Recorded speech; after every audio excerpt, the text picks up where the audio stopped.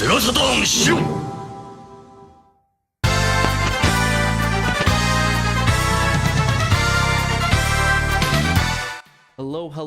welcome to the show. I don't know where Dave went. That was weird. He disappeared. That was kind of strange. He just popped in. He is here now. He teleported wherever he came from, and now he is here with us. I just teleported into the scene. Yeah, Beam he was me a bit up, late. Scotty. Ran a bit late doing his instant teleport technique. So That's now right. he's here, and he's here for the show. So am I. I'm here. We're here for the show. We're all here for the show. How's everyone going, Dave? I am TraynoCo, and this is SaturnDave.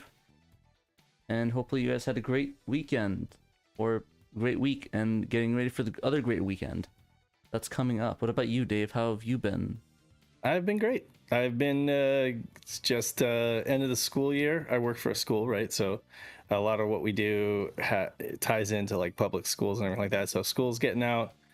We're going to be doing like art camps and stuff like that for, teaching kids how to draw and stuff like that. So that's good. Doing a lot of stuff to promote that. Honestly, video game wise, been testing out the Netlink tunneling thing a lot, on my end, a few technical difficulties, but we're getting through it. Over this past week, Joe added DreamPi support. So folks who have DreamPi can use that. It's still a work in progress. It's only going to get better, but at least, like Dan Retrospectors, he's using the DreamPi now, working great. And we had a Bomberman match, and we did like a little sync video so we could show folks like how it works together. PC versus DreamPi. Yeah, so you capture on his end and you capture on your end?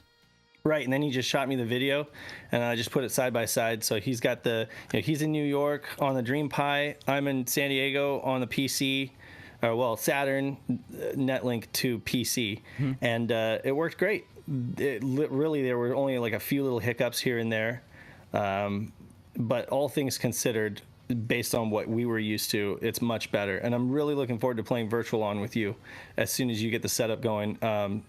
I gotta say, it's at least 50% easier than the VoIP setup, if not much more, because you don't have to dink around with a bunch of router settings and all that crap. That makes sense. So all you really need is a USB to Ethernet adapter and plug into the Raspberry Pi. Plug into the Saturn, and then, yeah. Yeah, absolutely. I mean, the setup is pretty straightforward. You need a Saturn, obviously. You need a Netlink modem. You either need the Netlink or the X-band modem. That's a must if you're even thinking about, because it didn't come with it like the Dreamcast came with a modem. Yeah. So you got to have that Saturn modem. But then you get the phone cable into either a powered, like the Dreamcast Live, he sells modems that come with line voltage. It's really awesome. He drags the power off of the 5-volt pin, but you can, if you have a way to do line voltage, you can do that. You can provide your own line voltage via like a 9-volt battery through the guide, or using like your old VoIP adapter, you can use that to provide line voltage. But you just get one of those little USB voice modems that goes into your PC or into the DreamPi, and then download Joe's Python script, which is pretty straightforward. If folks know how to install Python, that's great, but I know that Night of Dragon is working on some kind of a end-all be-all zip file that it will just dump onto a directory, and you won't really have to install anything. It should be like the for dummies, kind of way of doing things, and then folks will be like up and running. But I think when it comes to the DreamPi, you just kind of put the image, you just kind of put it on there on your DreamPi, and then you're never looking at a console or anything like that on your PC. You're just, the DreamPi's just doing it. So doing it pretty right. straightforward. Yeah. And for you, you'll probably use. Yeah. What? Do you have the DreamPi, or do you have, or are you just using a laptop? Would you be? I'm using my main PC to do that. I just don't have anything set up yet. I just have the that router set up. The old solution. So if you point in the direction of the things you got to make it work, I'll go buy it. Absolutely. I'll take pictures. Literally, for you, all you have to buy is that USB modem and maybe another phone cable and a little phone splitter, if you don't have one lying around the house, which you might not. I mean, could I just reuse the phone lines from the from my my router thing, or the use you're gonna need if you need to provide line voltage with your VoIP adapter, you're going to need at least 2 phone cables and a splitter, because one phone cable is going to run from the VoIP adapter, and that's just going to provide line voltage, and it's going to go through the splitter, and then the other phone cable will go from your Netlink to the modem on your PC. Okay. Yeah, and that's it. Literally, you've got everything else. Is that how you do it? That's how I do it. Basically, you have anything special on the VoIP adapter to do that, or can you just plug it in and route it through? Right. So the VoIP adapter is not on the network. It's just plugged into the wall, and it's just sitting idle, right? Yeah. And by not having it on the network or not having it activated, essentially all it's doing is providing line voltage. I see. So you just run a wire from it basically goes to the Saturn to the VoIP adapter to the mini thing, right?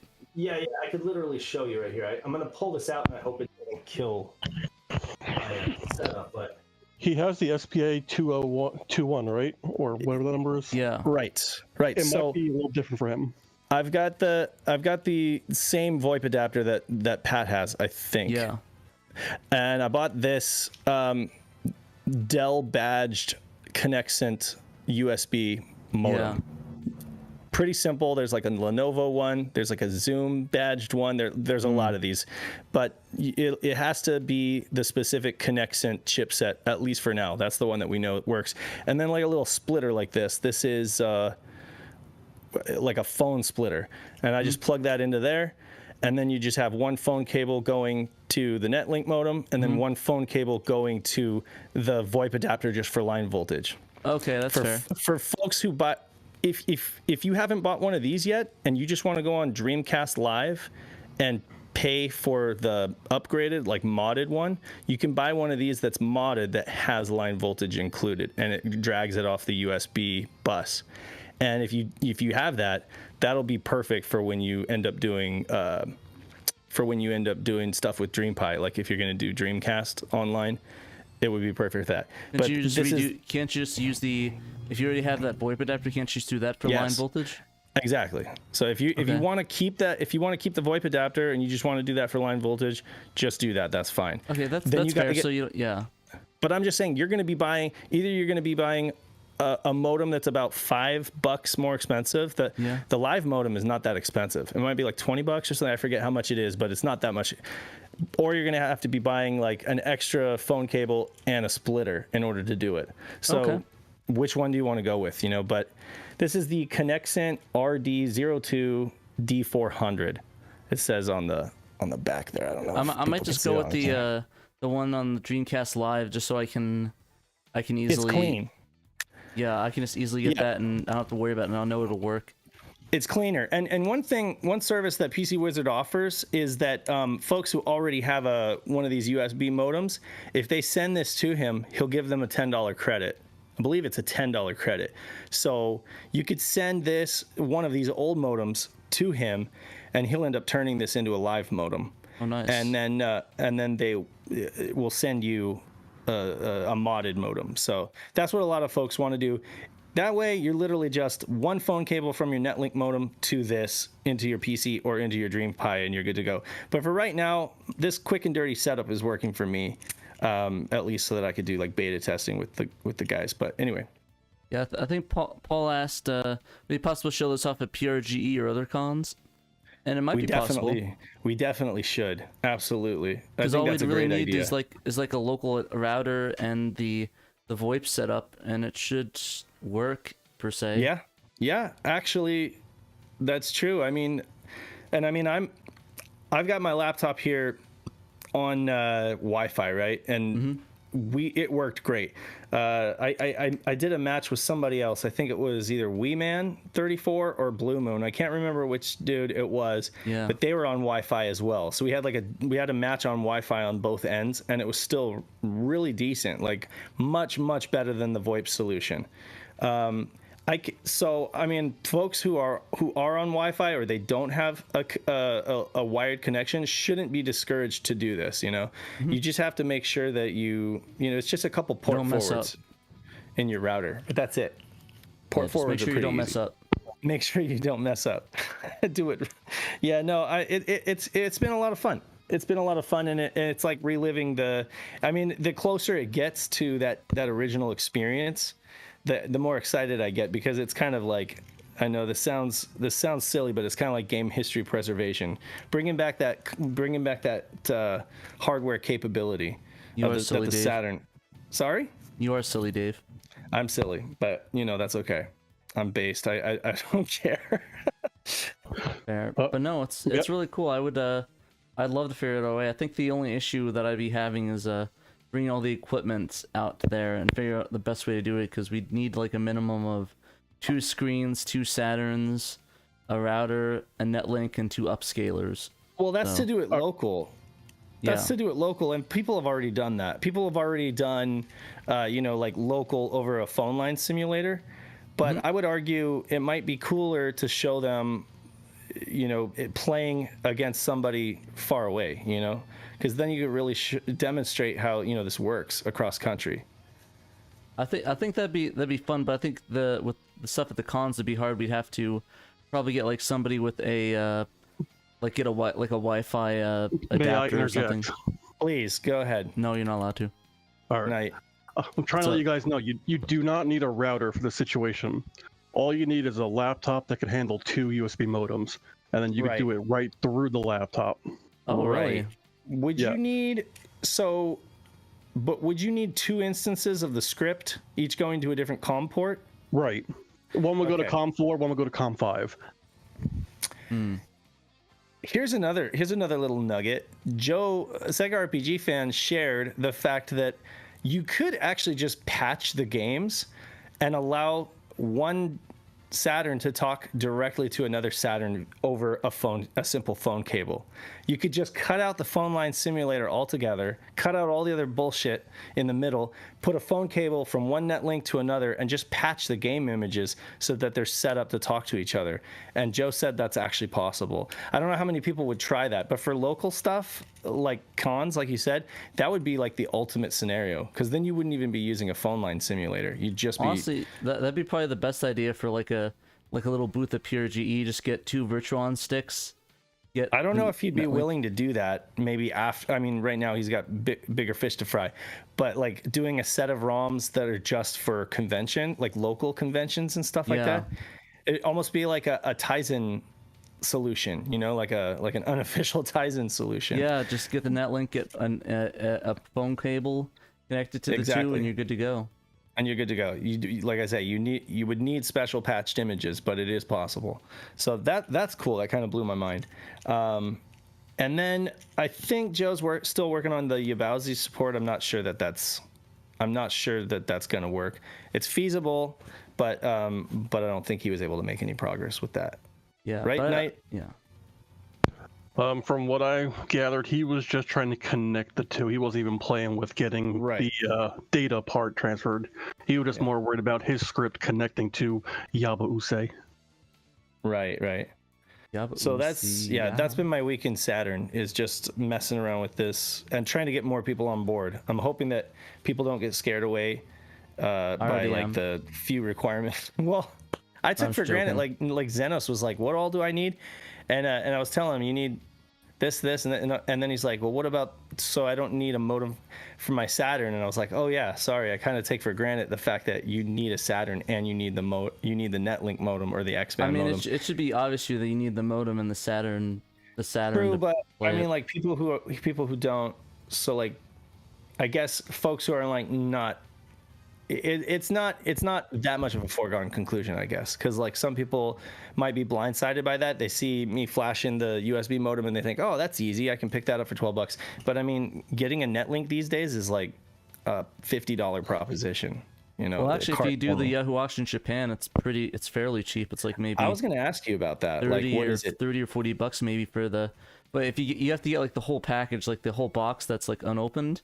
I think I got mine for like $30 or $40 shipped to America. Yeah, I think was it Golden Age Nerd? I hope I'm saying that right. Golden Age Nerd was like saying he got like he saw like a deal for like $35 in box with everything. Yeah. I think that's a good deal, And I mean, usually Japanese sellers tend to take a little bit better care of their stuff. I mean, they have higher standards for what is acceptable, so it's like if it does have any damage on it, they will list it very clearly. And then if it, 9 times out of 10, it'll just be like almost unused, or just very well kept. Yeah, because these American ones I'm looking on, the buy it now is ridiculously expensive for a US one. Yeah, it is ridiculous. The thing is that I'll say right now, you don't need a US modem to do this. You don't need a US modem, that is correct. Either one works perfectly fine.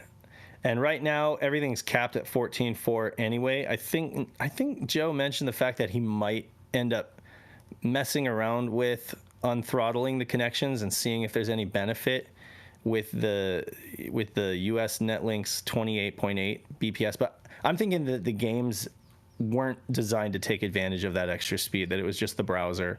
And from what I understand watching that Catapult documentary is that it doesn't really matter how much data that you can send, but it's just how quickly you can get it over there. So it really just has to do with it doesn't need to be like 28. It doesn't need to be a huge amount of information per second. It just has to be very, very quick. It's button presses basically.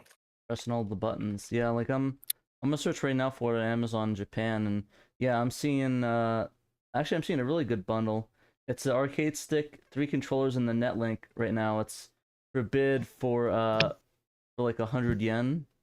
Mm-hmm. I might have to hop into that, but it comes with a fight stick, 3 controllers, in dubious condition. I'll put it on the screen right here.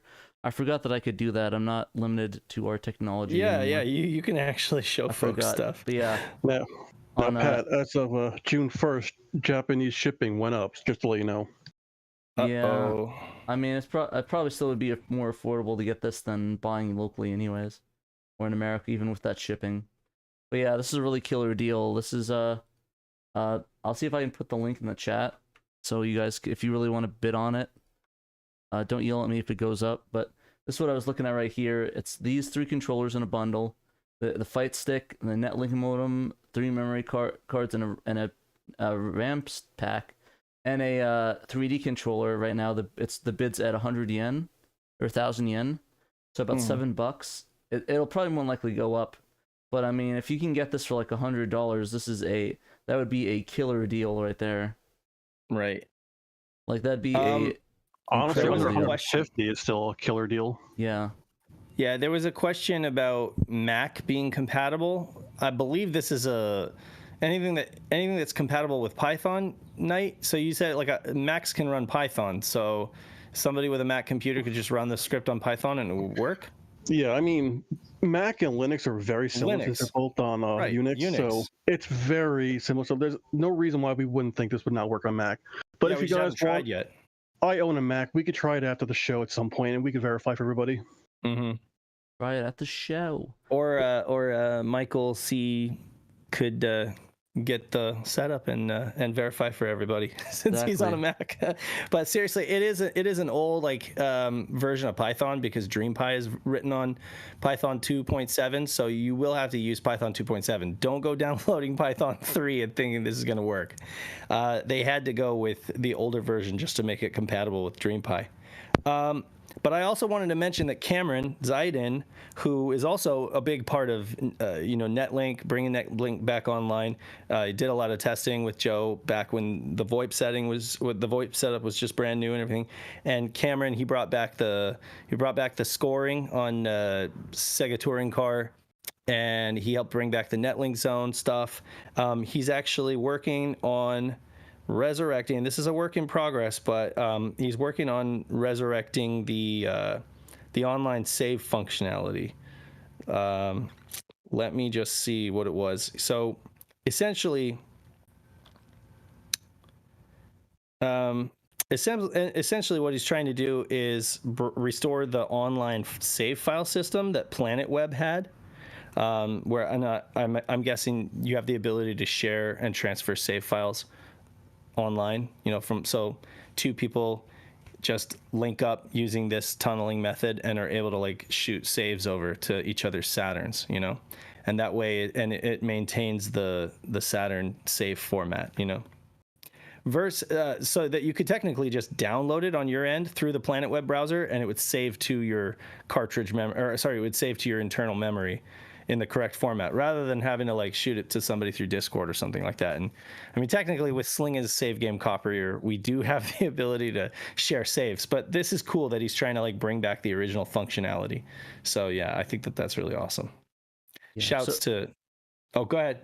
I just want to say that I sent a link in the Discord to the search for Netlink expand modems on Yahoo Auctions Japan. It's kind of hard to search because you have to actually search by the Japanese of it. The Japanese wording of it, like in Japanese. So I did, and there's a couple of them. There's some that are decently priced, like the whole bundle of 50. There's $50, but there's a couple of them for bid, just the modem itself for about 10 to $20. It's looking like. Mm-hmm. So yeah, some of these are pricey. Some of these are reasonably affordable. But like, I mean, if you get like I mean, I think $60 is a pretty decent deal on this one right here. Yeah, the whole full package and everything. So I would say that if folks are even marginally interested in playing Saturn games online, don't hesitate to buy one now. These are only going to go up in price as the demand goes up, and then obviously the supply is going to go down. That's just how these things work. And unlimited amount. You know, unfortunately, that's the way that it is, and you'll have some folks getting them just to collect. But that's what happened with the VCD card. Unfortunately, like word got out that people were working on, bringing Lunar back or like doing stuff with the VCD card. Boom, that thing shot up. I can tell you, the VCD card used to be $50 all day, every day on eBay.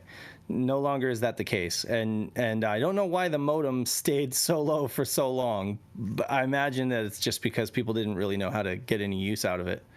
Whereas with the VCD card, you could at least mess around with putting VCDs in your Saturn and stuff like that. So for a long time, people just kind of considered, oh, the table's gone. Did your Discord crash? No. I actually hit the capture instead of the browser. Okay. We're taking you guys behind the curtain. Anyway. Yeah. Literally. Anyways, seriously. But yeah, like I said, if you really want to get one, definitely Yahoo Auction Japan is probably your best friend. Yeah. Honestly, as much as I'm no competition, I dread competition to it. I do really want to bid on that bundle that I saw with the memory cards, the RAM thing, the Wii controllers, the stick, and the things. I think I'm gonna put my hat into bidding on that because I think it's cool, and I think I'd like all of that. So, good luck, everybody. Share this out. Share this with people that you know. Yeah. Get more people excited and interested in getting online with the Saturn. Send them to our Discord, okay? And they can drop in on our Netlink Expand chat. If you have any questions, there's somebody will be online who could probably answer the questions you have. So, get into our Discord, get in the Netlink Expand chat, ask whatever questions you may have. We'll get you set up, and we'll add you to our Netlink roster, and which is an actual role on our Discord server, so you can actually just at the Netlink roster when you want to find somebody. You have to be part of the cool kids club. There you go. And hopefully we'll get a bigger install base going here, which would be awesome. I will say this: if I win that auction with that stuff, I'll put it back on the thing. If I win this auction, I will give away the modem to somebody in our Discord. But you have to be in the Discord, and you have to buy. Like, if I think I do entries by whoever buys a VoIP adapter, I will give it to the first person, or maybe I'll do a raffle if it's multiple people. Mm-hmm. But I have to win this first. I will give it away and send it to whoever got the VoIP adapter first to show that they're going to do it. So I want to give it away, but I don't want to give it to somebody. Not the voice adapter. You mean the modem, not the VoIP adapter. We're trying to phase it out. The modem, sorry. So either if you want to do the VoIP adapter, you can. If you get the VoIP adapter, a little modem thing that Dave has, if you want to lift that back up, Dave. I don't know, is it still near you? That thing? Yeah, so you get one of those, or the VoIP adapter. I don't have a box for it now, but get one of those. I win this. I don't know if I'm going to. I'm going to put a bin for 150 and hope I get it. If not, I'm just going to call it, but... I have a question. What? So do you already own a 3D control pad? I don't actually know. You don't own a 3D control. Okay. I thought you had one. And I was going to say, if you already had a black one and then you got the white one, it'd be cool to do a button swap. So you have like the white with the black buttons. That looks really kind of neat. Really sick. Yeah. And then a black controller with the colored buttons looks kind of cool too. Yeah, I've seen people do those. Yeah, but I just think it'd be kind of cool to have more, I guess, an arsenal, I guess, per se. Yeah. Because you can never have too many Saturn controllers, if you know what I'm saying. It is weird though, that they're all colored lightly differently, and they're all come in the box, which I think is kind of funny or weird. There was I don't know. I have so many pie in the sky ideas when it comes to. There's this disc. I'm sure people who have bought a Japanese modem are familiar with it, but it's called Habitat, and it was like an online community kind of thing that ran on the Nifty servers, the same ones that Dragon. Nifty. Dragon's Den. Not Dragon's Den. What was the game? What was the game that ran online, and I can't think of it now. Anyway, so I'm having a brain fart right now. But anyway, yeah, Nifty Serve. It was like Fujitsu and Nifty Serve. You had yourself like the modem, and you had like the floppy disk drive, and you'd have Dragon's Dream. That's what I was thinking. Dragon's Dream was that cross-platform PC and Sega Saturn RPG that ran on like a hybrid server, and PC players and Windows 98 and Saturn players played at the same time, like on the same servers. It was crazy.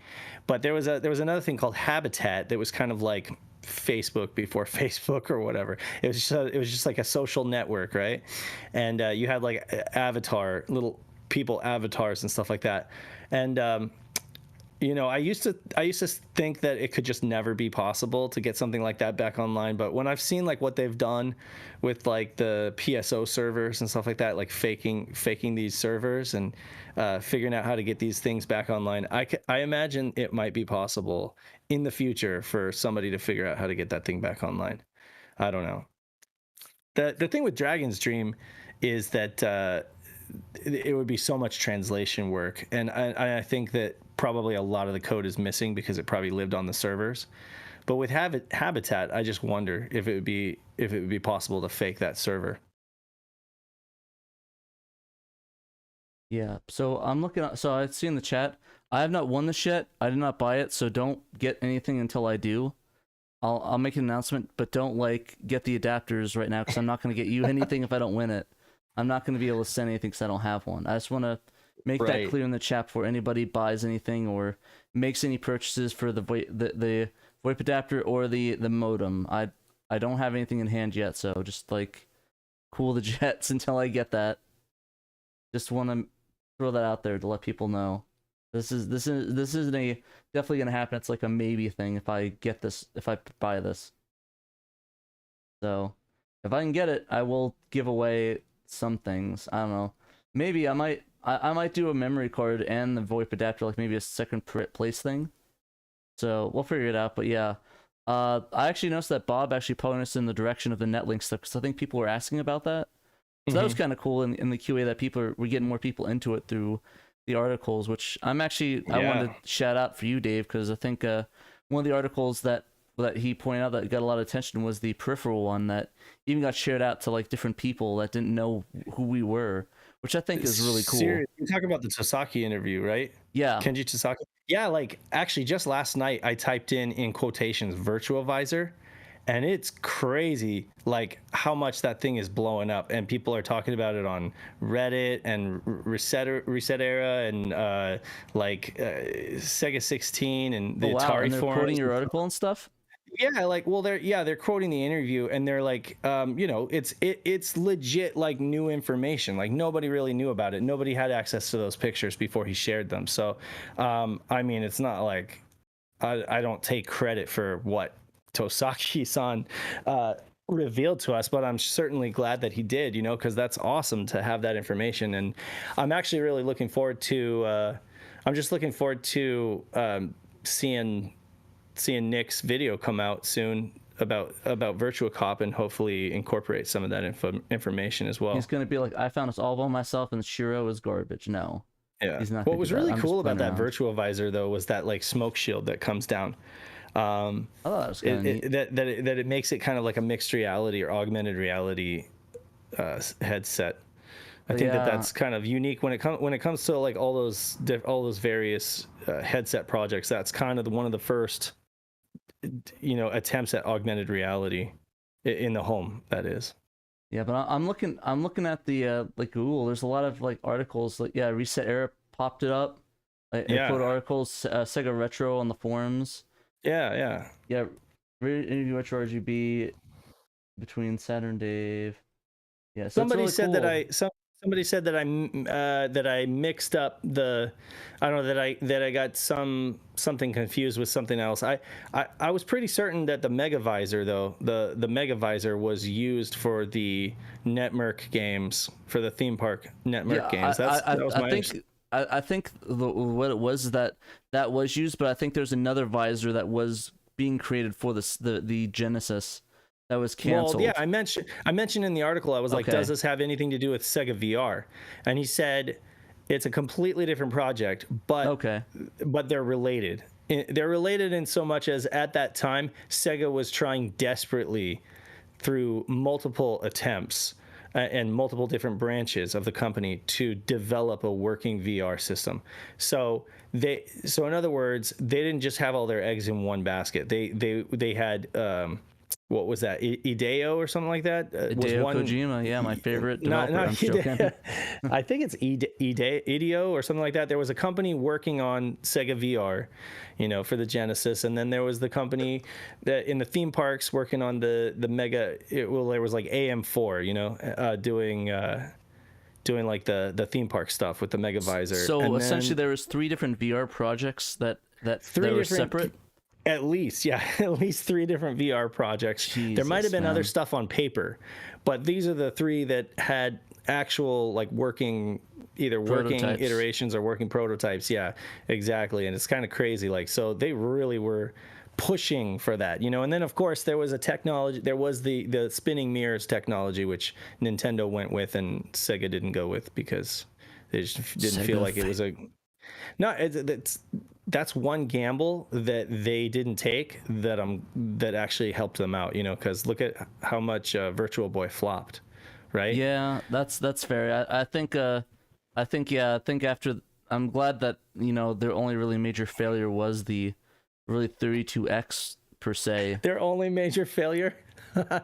No, I meant like one of like the biggest flops of that. I guess maybe the Game Gear kind of as well, but like Sega CD, Game Gear. I don't know. I wouldn't say the CD was a flop though. I think it did really well. Great.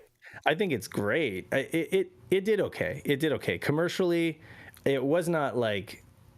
It wasn't hated like the 32X or completely misunderstood. Like, what the hell is this garbage? I mean, like, if you could afford it, it's one of those. I went over to like my rich kid friends' houses, and they had the 32X, and they had Lethal Enforcers with the gun, and like I couldn't afford it. Or, sorry, not a 32X, a Sega CD. I couldn't afford a Sega CD when I was a kid, but it was like an expensive attachment that I just couldn't sell my folks on, So you're only able to associate the rich kids rich enough for the 32X and not a Neo Geo. Sega CD and 32X, but you couldn't get Neo Geo friends. So Neo Geo was not a blip on my radar. Like, I don't know, I wasn't reading the right magazines. To me, Neo Geo was like, there was this pizza joint called Godfather's Pizza, and I would go to that Godfather's Pizza, and my parents would, while they were ordering, I'd go into the back, and there was a 4-game cab, Neo Geo cab with the stripes. Let me guess. It had Metal Slug 2 on it. It had. Nope. Didn't have Metal Slug 2. No, crazy. It had Viewpoint. It really? had Bubble Bobble. Oh, okay, it had Baseball Stars too. Okay. And then the 4th game, I have trouble remembering. It could have been a Metal Slug game. I'm not sure, but I don't have strong memory. No, the 4th one was the fighting Samurai Showdown. That makes sense. Samurai Showdown. Like I'm convinced every single Neo Geo cab I've ever run into always had Metal Slug 2 on it. I don't know why, I don't know how, but every one I ran into always has a Metal Slug 2 in it. And that's why every time I with my Saturn or my Neo Geo setup, I keep Metal Slug in there too as a reference to that. So it's like one of the best games ever made. It's one of the best, certainly one of the best Neo Geo games, but easily one of the best games. Exactly. The thing is that I think my only caveat is the lag on it, and I think Metal Slug X fixes a lot of that. Sure. But I just like, honestly, I think the lag is the part of that game. But man, it definitely gets really laggy on Metal Slug 2. But it just shows how hard they were pushing the Neo Geo at that point. There's so much going on. There's just so much going on screen. It's crazy. But yeah, but I guess getting back to it, I just think it's really cool that we're getting shouted out. Well, specifically you are getting shouted out on all these sites, and SHIRO is getting all this publicity for that. It should be us. I don't know why. Yeah, so I don't know why they're shouting me. I'll be honest with you. I mean, you did the interview, so I'm counting you. That's your win. I'll let you have that. But the cool thing is actually our community did the interview, and I owe a lot of people thanks. Like everybody who responded to our tweet and got in the group and asked questions. Thank you. That was all you that asked those questions. I didn't think it was everyone in the group. No. I did there's a disclaimer at the beginning that says these questions. This interview was conducted in a nonlinear fashion by our Facebook group. And that, and I just put everything, I just put it as SHIRO, you know? Yeah. SHIRO. But I mean, Nick had questions in there. Cameron, you know, Sundane, you know, he had questions in there. Yeah. We had a lot of people in there asking questions. So yeah, it was actually a community effort. And so yeah, it's actually shouts to the SHIRO community for you know thinking of some great questions, and of course Tasaki, you know, he kind of fell out of the sky into our lap. I have to admit, like that was kind of crazy. You don't really see that often. Like usually you have to have like 25 like things to talk about to like get permission to do it. And this one's just like yeah, hi, I'll do it. Well, I don't want to like go into like personal stuff, but apparently he just had a lot of time on his hands. I'll just say that. Okay. He just had a lot of time on his hands, so he was like, I don't have anything better to do, so here we go.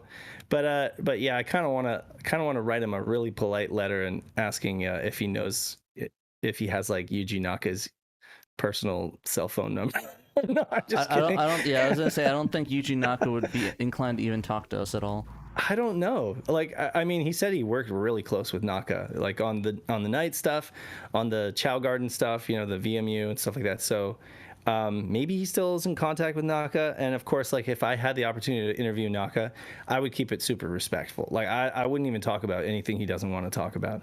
I have so many questions. Honestly, I'd probably just keep asking him about Sonic Adventure because honestly, as much as I love, well, actually, the two things is Sonic Adventure, and you could probably take a wild guess what my second one would be.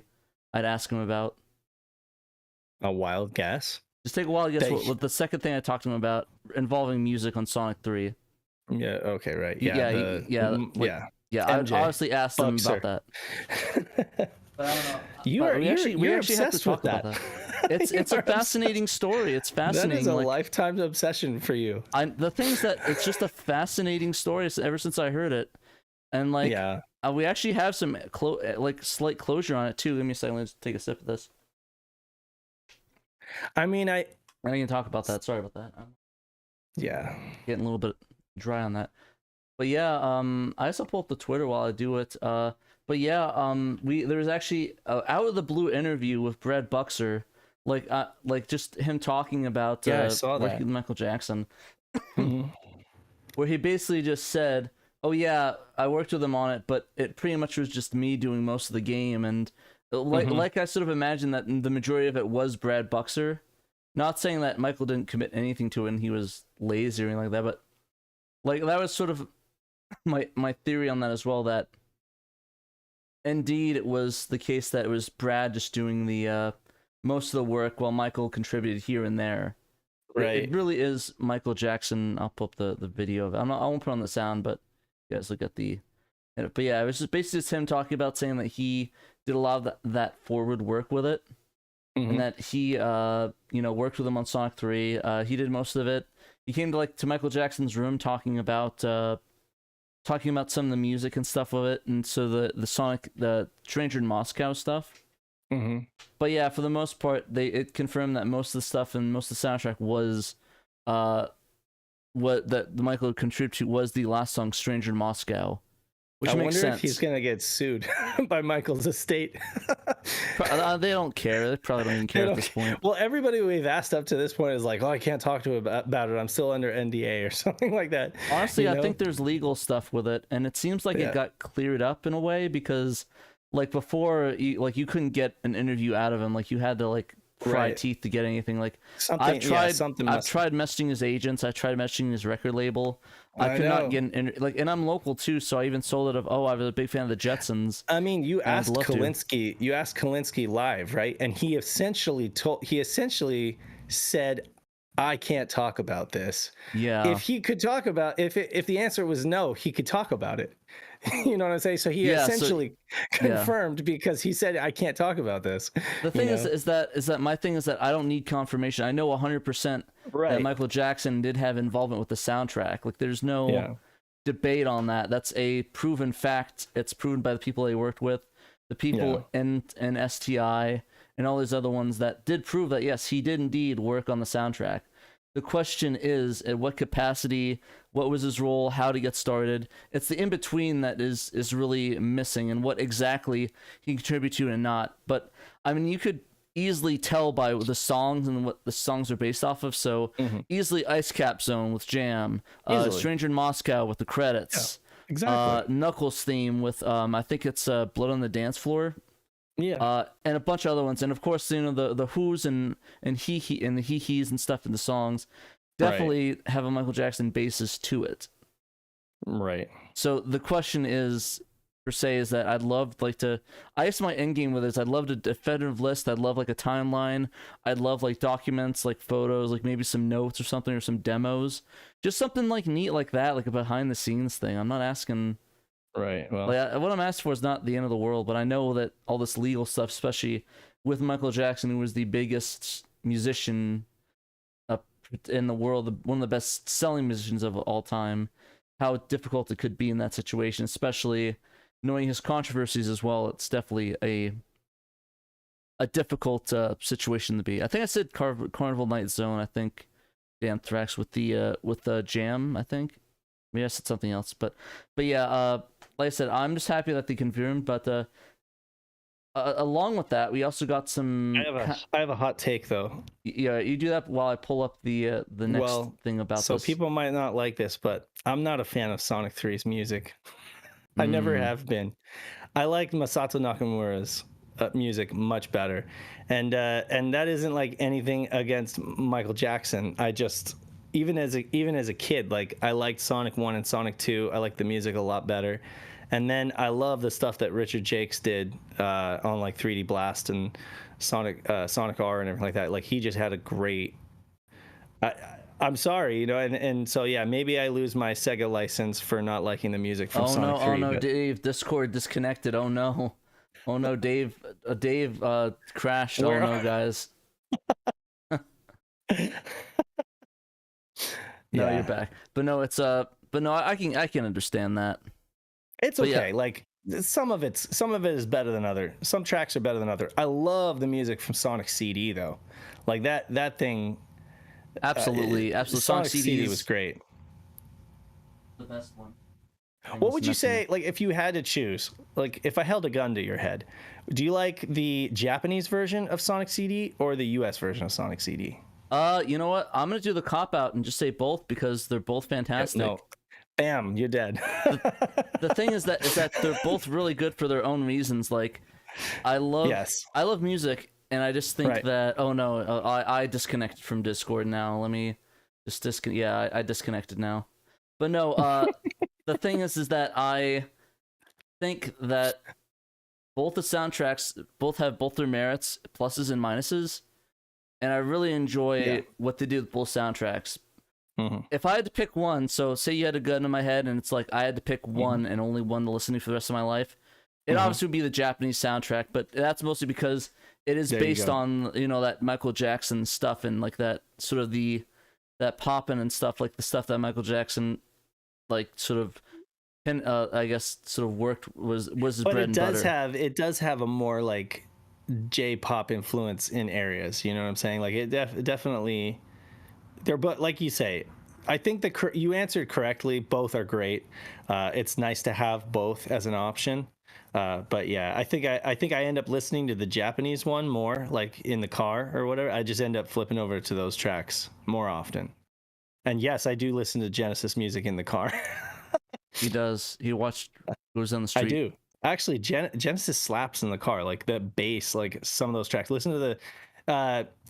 I like arcade tunes. Okay, like Galaxy Force 2 is great. The arcade version is great, but actually the Genesis interpretation is actually quite good as well. And I love like the Sakimoto stuff on the Genesis, like what's that game? Vertex. That one sounds great.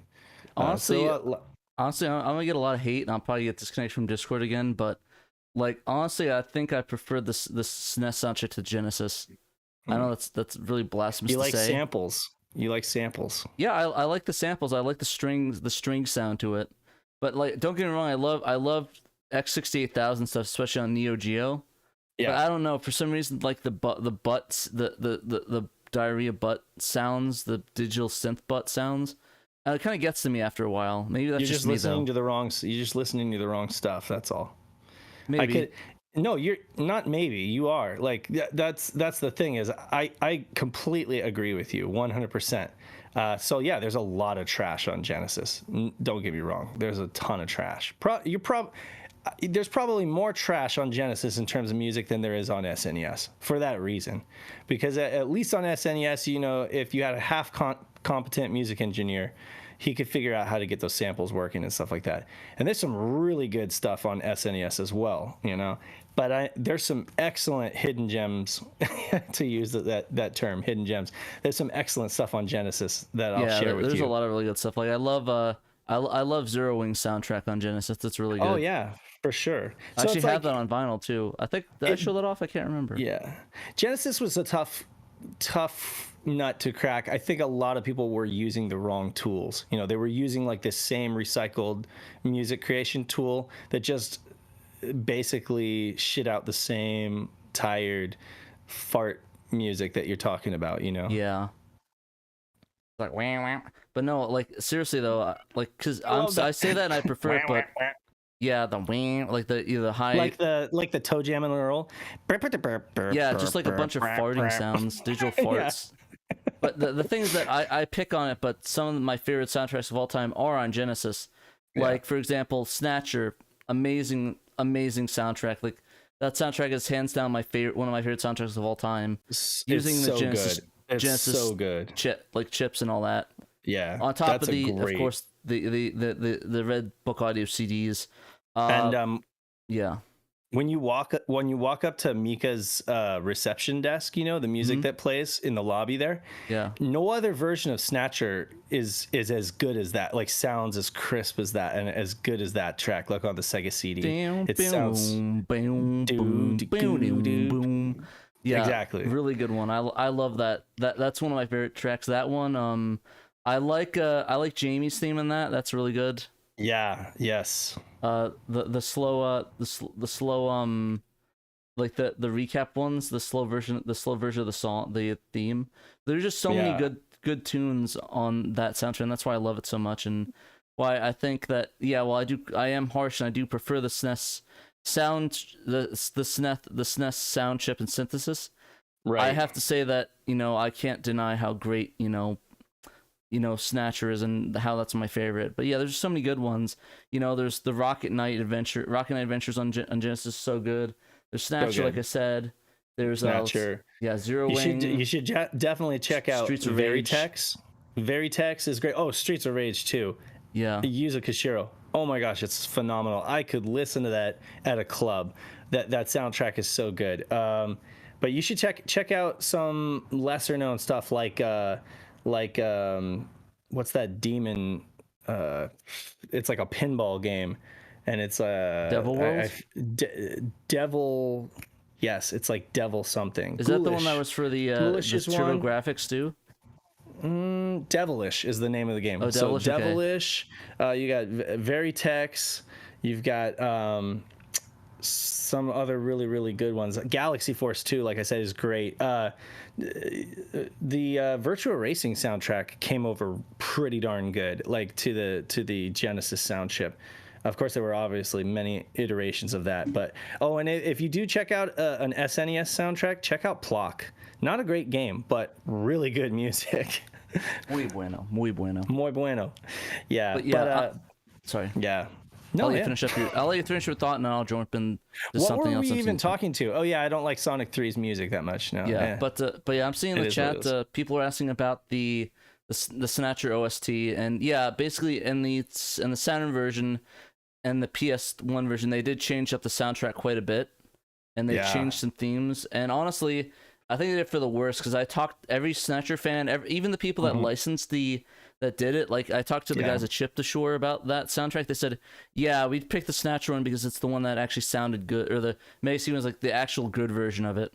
Right. Like, I mean, because the PC Engine is relatively the same, but even then, a lot of people agree that the Mega CD version of it is the best sounding version of the Snatcher soundtrack. Bar none. Popful Mail also has a really good soundtrack. Which one? Popful Mail.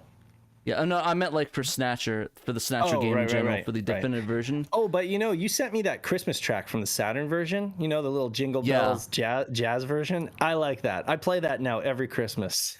It's really good. I think that's probably one of the best parts of it. But I think Shadow Master was talking in the chat. He'd love to have a version of Snatcher where it's for the Saturn, but it has all the music from the game, from the Genesis version, and just able to use that, just so you get the best of both worlds. You get the updated graphics, you get the updated gameplay and stuff, but you get the music that people love and cherish. And I think absolutely. And like I said, I think it says volumes where that's the official vinyl soundtrack of that released.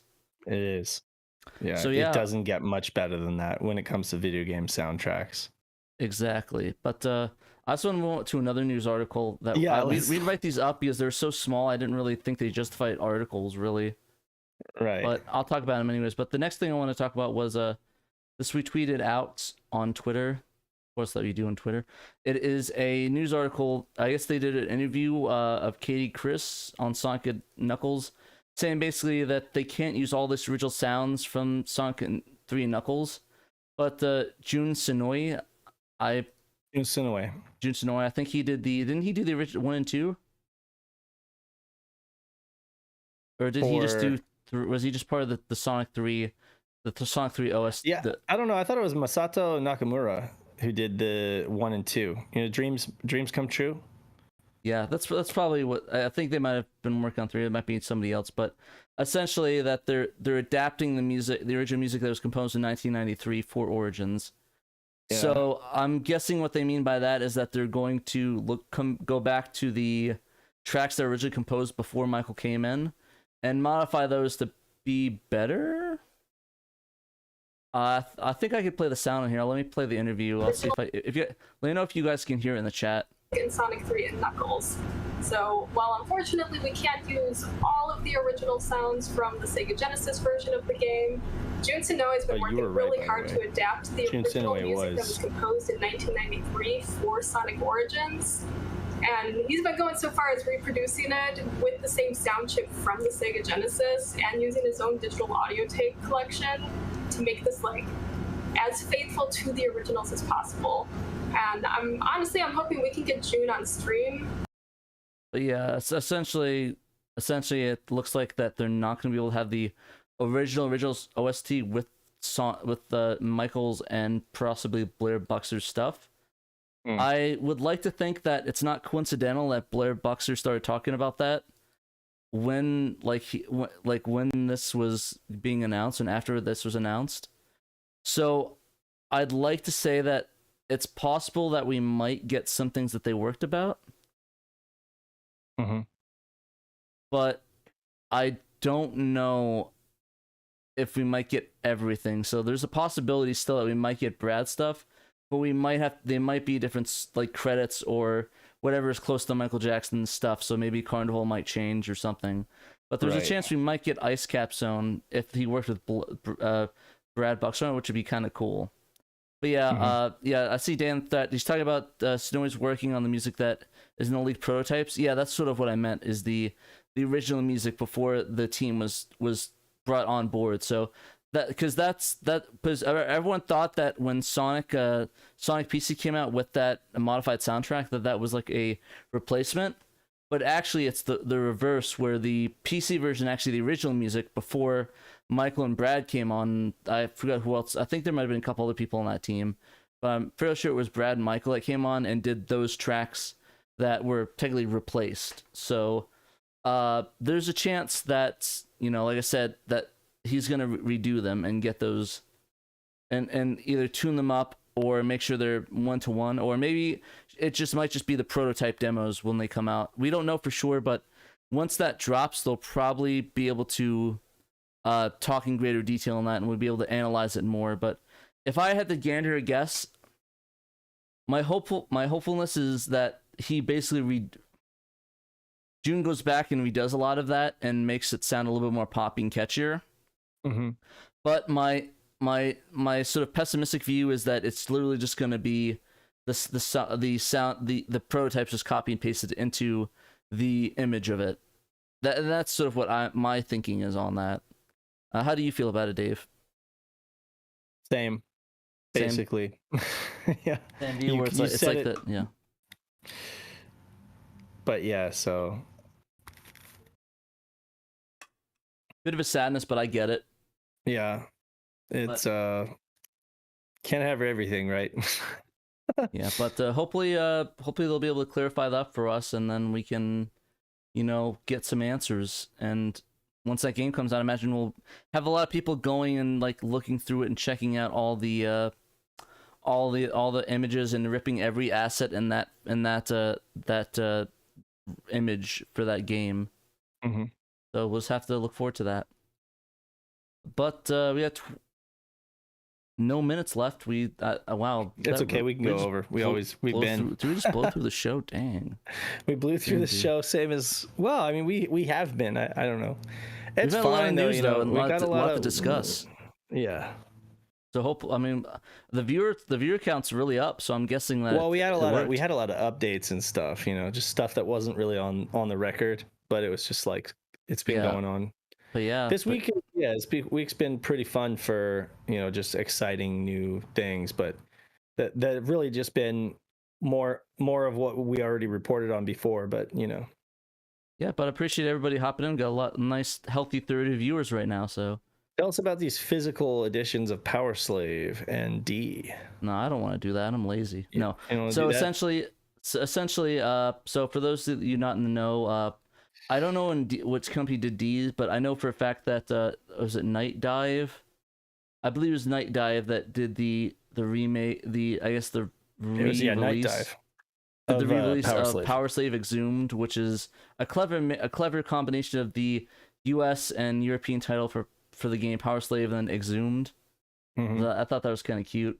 So essentially, Limited Run Games announced that they're going to be doing a physical edition of both Power Slave Exhumed and then D. So I think the biggest surprise was D, because I don't think to this point we even knew D was getting a port. And the thing that's cool, it's coming for PC and the 3DO. So it's getting a release on PC and the 3DO, which I think is really cool that they're actually going to come with a physical, like not only like a remaster on like a modern console, but this is a 3DO. They're just doing a reprint. They're just like doing a reprint. Exactly. Because the 3DO has no copy protection. You can just burn CDRs and stick it in there. So they're doing that's cool. I mean, I like the idea of more print, new prints of 3DO games. I have a 3DO. I'm a good target market for this kind of stuff because 3DO long boxes are A, expensive, and B, they look like shit by now because they have not been taken good care of. So if we have the option to buy some new games, that'd be great. Yeah, so it's really cool. I'm really excited for that. I know that honestly, as much as I don't want to sound like a native Nancy, but as much as I like I'd love to see like the other ones like Enemy Zero and D2 getting released. That'd be kind of cool. I would be interested to play. I would be interested to get D on the Switch and see if there could be some quality of life improvements in any way. It's one of those games where you literally you cannot save and you have to sit there and play for 2 hours, and if you make any mistakes, then it's back to the beginning, which is cool. Like I get it. Like Kenji Eno just had to do things his way, and that was one of those kind of esoteric things that he insisted on, and it does kind of up the stakes, I guess. And if you play this on a Halloween, and you either use a guide or just don't make any mistakes. Don't mess up. Maybe you've played it before and you know the ending. Don't spoil it for everybody, but definitely I could see this being something that I would probably pick up for Switch if it did come out. I do love Warp's stuff. I love D. I love Enemy Zero. So that's a trilogy that I wouldn't mind picking up to complete it. It looks like Night Dive did both of them. Actually, I did not know that. I thought they only did down, but that was kind of cool. Yeah. That. Yeah, they did. They've done a ton of stuff. That Night Dive has done. Night Dive's hard to keep track of. So it's like, I mean, I like you gotta cut me some slack here a little bit, just a little bit, because I didn't realize that they did all of this. Like they did System Shock, Doom, Sin, Blood, Turok 2, the original Turok, Game. Yeah. Yep. My favorite game. Game. No, but yeah, here's the full list. Yeah, Descent, right? Shadow Man, System Shock, Power Slave, Quake, Doom 64, Sin Gold, Forsaken, Turok 1 and 2. Yeah. Yada yada yada yada. But not saying yada as a disrespect, just all these games that they're releasing, which I think is incredible because these games are fantastic. Like, it's super cool that we're getting. Knight says that the D games are not really a trilogy. And, I disagree. At least they're at least a trilogy in so much as they're all Kenji Eno games, and they all have this digital actress named Laura, although her last name changes every time. Kind of like JoJo. Yeah. But yeah, and, like I said, I think this is really cool. It looks like that they're doing updates for Power Slave, addressing a lot of bugs. It looks like they're not going to be doing any updates for D. I think they're just going to release it as is, but there's no details on what's going to be inside, if there's going to be a collector's edition or whatnot. But from what I see, it's going to be very, very cool. So I mean, usually they do a lot of cool remake. The one thing that I'm waiting for that they have not had word yet is the Rondo of Blood reprint for the PC Engine. There's been no word on it, and they haven't said anything about that. So I've been patiently waiting since last year. So I'm hoping we don't have to wait another year to be able to get these reprints. But yeah, I'm still waiting for what they announced last year. So I'm hoping they'll come out with something fairly soon. But hopefully they learn their lesson with waiting forever and holding the things hostage for months and potentially years. I've been playing that. I've been actually playing that on my Wii Virtual Console. You mean the one that's translated, right? It's supposed to come here in the US translated? Yeah. Anyway. But yeah, it's supposed to be a reprint, but they already had these for ages. The translated ROM that's already been a thing for quite a while now. Virtual Highlight did get a remake. It's called Elden Ring. It's called Good Game. It's called Good Game. Go play that instead. Yeah, go play that. Or better yet, plays Kingsfield or something if you really want a really good game by the guys that bring you. But if you want to run around in fairy armor, then play Virtual Highlight. Exactly. Or better yet, just don't. Just don't. Save yourself the trouble. But yeah, I just want to thank. We'll have one more after this, but I just want to thank Dan for writing this up. It's really cool that we got this double whammy with this. So hopefully, we'll be seeing these games soon, or probably not. No limited run. Probably not. So yeah, it's crazy. Like some stuff is easier to get a hold of. I noticed Best Buy has a deal with some kind of exclusive deal with limited run stuff. So I can always find limited run stuff at Best Buy, and the Scott Pilgrim game on Switch was easily available. Towerfall, several different things that limited run. Or no, wait, that wasn't limited run, but Scott Pilgrim was, and that was easily available. So I guess with that they made enough. They didn't limit it that much because I was able to get it at Best Buy, but I don't know how that works. I don't know how they decide what numbers they're going to print, or how many, what the demand is going to be for this stuff. They probably just eye it by how many tweets. They probably They're like, oh well, like I got the like it's 100,000 tweets. If like half of the people buy that, or like a quarter of that, maybe they do something like that. Yeah. But it's like, hey, a quarter of people retweeted, or a quarter of people, like if we take that quarter, they'll probably be the ones that buy it. So we make a quarter of that and release it. Shadow says, "What's Best Buy?" Quick question: where did you buy games when you were a kid? Me? Oh, yeah. What was your go-to? Kmart. Kmart? Yeah. Yep. I think I bought a couple Sega games from Kmart. The thing I remember is, Vector. We got Vector Man from Kmart. Sorry, there's Kmart and a Toys R Us that was by my house back in New Jersey. Yeah. So wait, how far back we talking? We talking as far back as you want to go. Okay. As far back as you were buying video games. Up to Jersey, it was in Jersey it was Kmart and Toys R Us. But there's this small shop. I'll dox myself. It's in this little area called Airport Plaza in Keyport, New Jersey. Oh yeah. It was a small shop called the Game Factory where I got so many good games back in the day. Like I remember, like they had all these cool import games. Like that's where I got one of my favorite Dreamcast games, Super Magnetic Neo. There, I still have the sticker. I think. Oh, that's a great game. I love that game. On the box, I never took it off.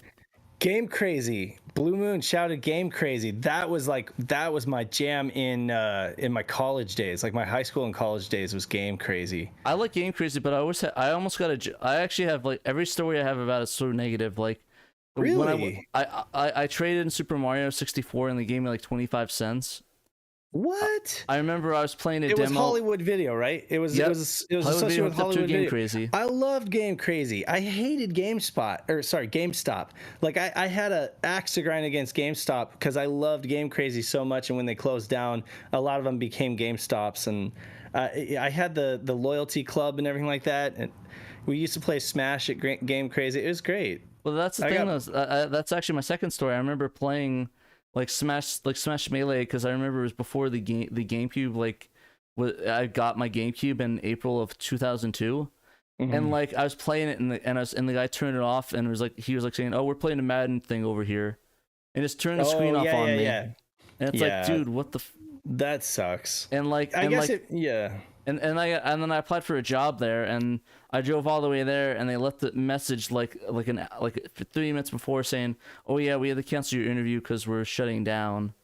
Oh, that sucks. So like literally every story I have was so negative. So you had bad experiences then, and you know what? It really comes down to the people.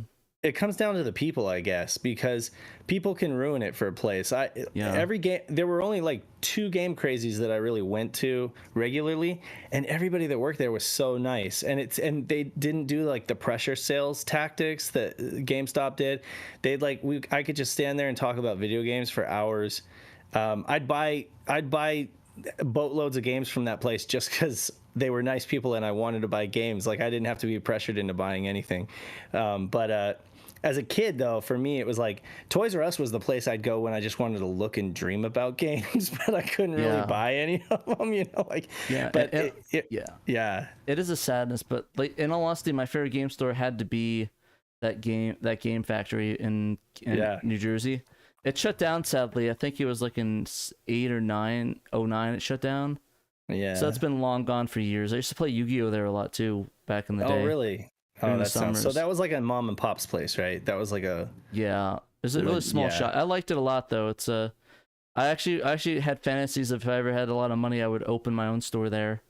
Yeah, so I'll totally dox myself, but when I grew up, I grew up in Reno, Nevada, and we had one major we had all the corporate places, but we had one major like mom and pop's place, which was called Game Force, and the dude that owned the shop, he like basically touted himself as like the best gamer on earth, and he's like, and if you can beat me at any game, I could beat you at any single game in this store with my eyes blindfolded, and if you can beat me, you can have the game for free. Like that was a challenge that he would like, even at a commercial where he would challenge people to come into the store and challenge him at any game, and if they could beat him, that they would get the game for free. It was just ridiculous. Like this guy was a character.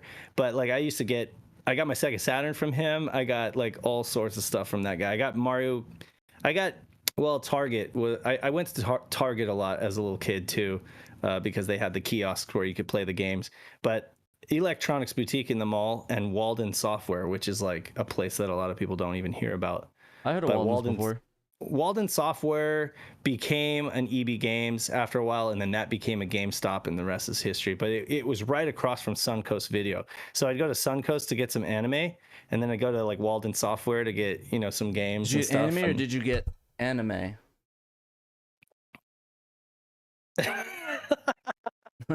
I got like legit. I got anime, not the other kind. I remember at Suncoast. I don't know if they had it at yours, but they had like an 18+ anime section. Like, and you'd like, I remember they didn't check it, and I was like, I think it was like 11 or 12, just peeling it back and just straight on breast. It was awesome. Yeah. Oh yeah, I'd look at that stuff. I just wouldn't buy it. I really wish I was old enough back then. I would have totally bought some. I'm not even gonna lie, just because it's a cool gimmick. Like, I don't know, like. I think physical adult anime stuff like that in person, it's weird if you buy it online, but like if you buy it like in person, there's a cool quality of it. It's like oh man, look what you found. It's like you discovered like you found the Master Sword, except something else mastering is going to be happening involving those DVDs. So, but no, I just think it's really shit. I think they shut the stream down. They heard. That's right. I'm just joking. It was lagging pretty badly, but no, it was all DVDs, Trekkies. I really wish it was adult anime laserdisc stuff, but that does exist. What are those? I'm talking VHS. Yeah. Oh no, back in like 96, 97. No, this is like 2002, 2003 when they still had that. I don't even think Suncoast, the one that I went to, I don't think it was open in the 2000s. I think they had gone under. Yeah, it was still open and straggling till like 2004, I think, when it shut down by me. Mm. Oh, okay. But yeah, it was a bit of a sadness. I really like Suncoast. It's a nice video store. I've heard bad stories about people, though.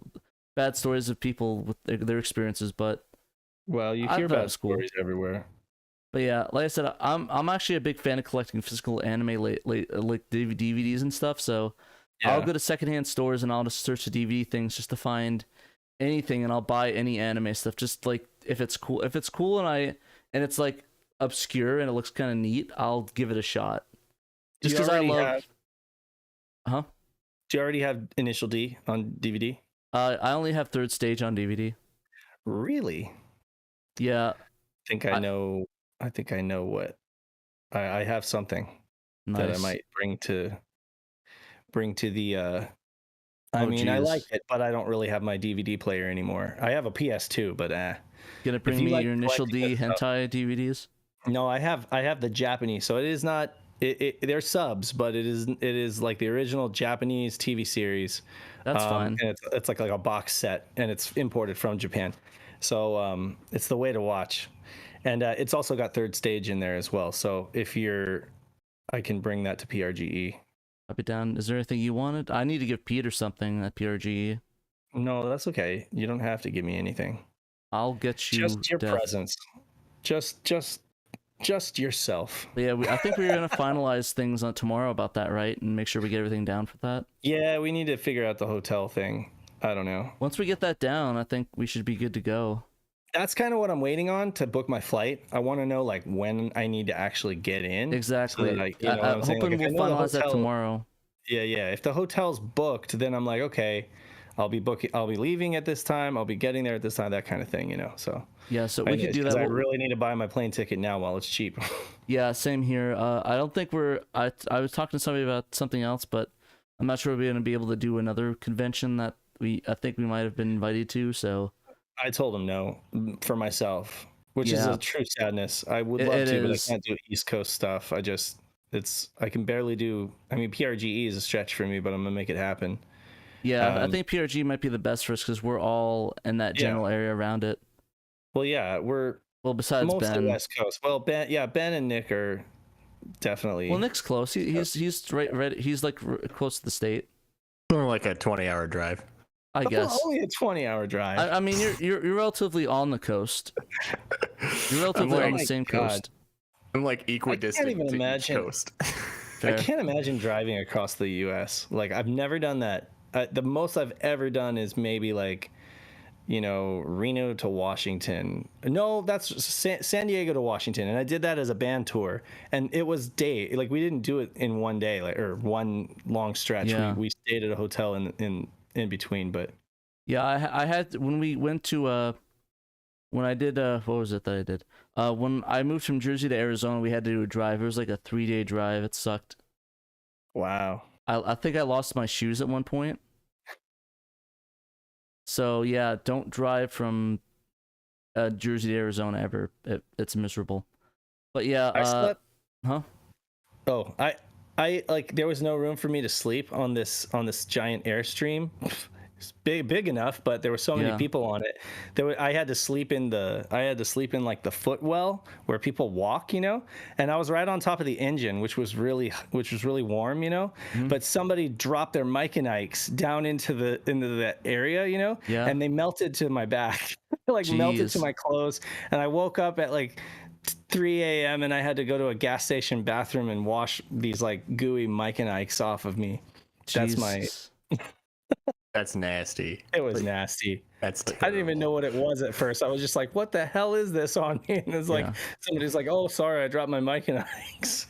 Well, Mike and Ikes aside, I think you and I are definitely going out. I don't know, Nick, how are you on that? Are you still up in the middle with that? I still got to figure it out. Pending.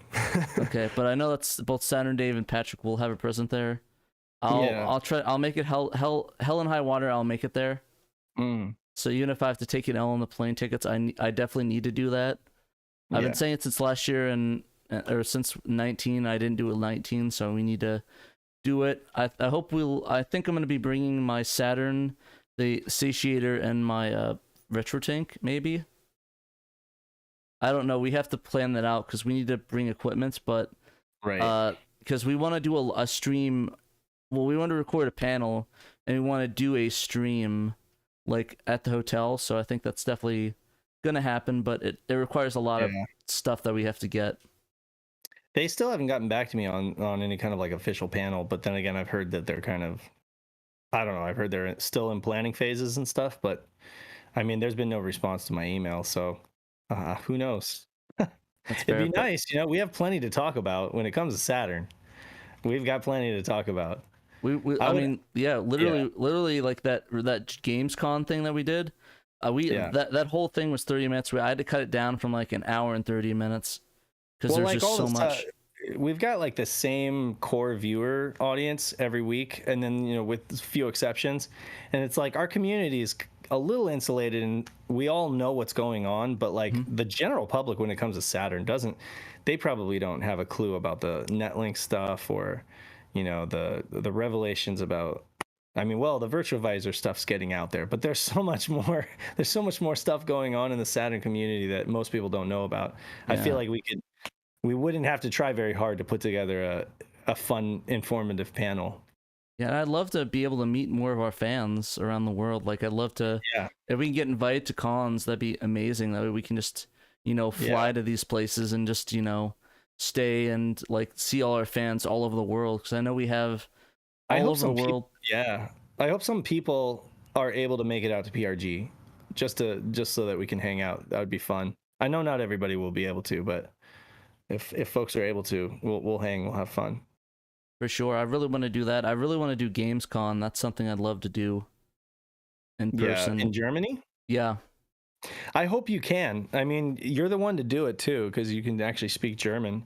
You're kind of like our resident German understanding guy. Exactly, and speaking. So, I mean, if you could get out there, that'd be great. Get Xenos and get Momphis to join you as a German cohort. Hold up. Does this mean Pat can get yelled at by Xenos in real life? In real life, yeah. No lag. The thing is that I don't know how physical we'd probably get at that point. Oh god. Yeah. Not in that way, you sickos. Fight. How do you say fight in German? Krieg. Krieg. That's more like a war, but Okay. Yeah. So when they fight, they just have to play a really long RTS game for 30 hours against each other. Exactly. You know what? Is that the I was talking about this earlier, but I actually really hate Risk.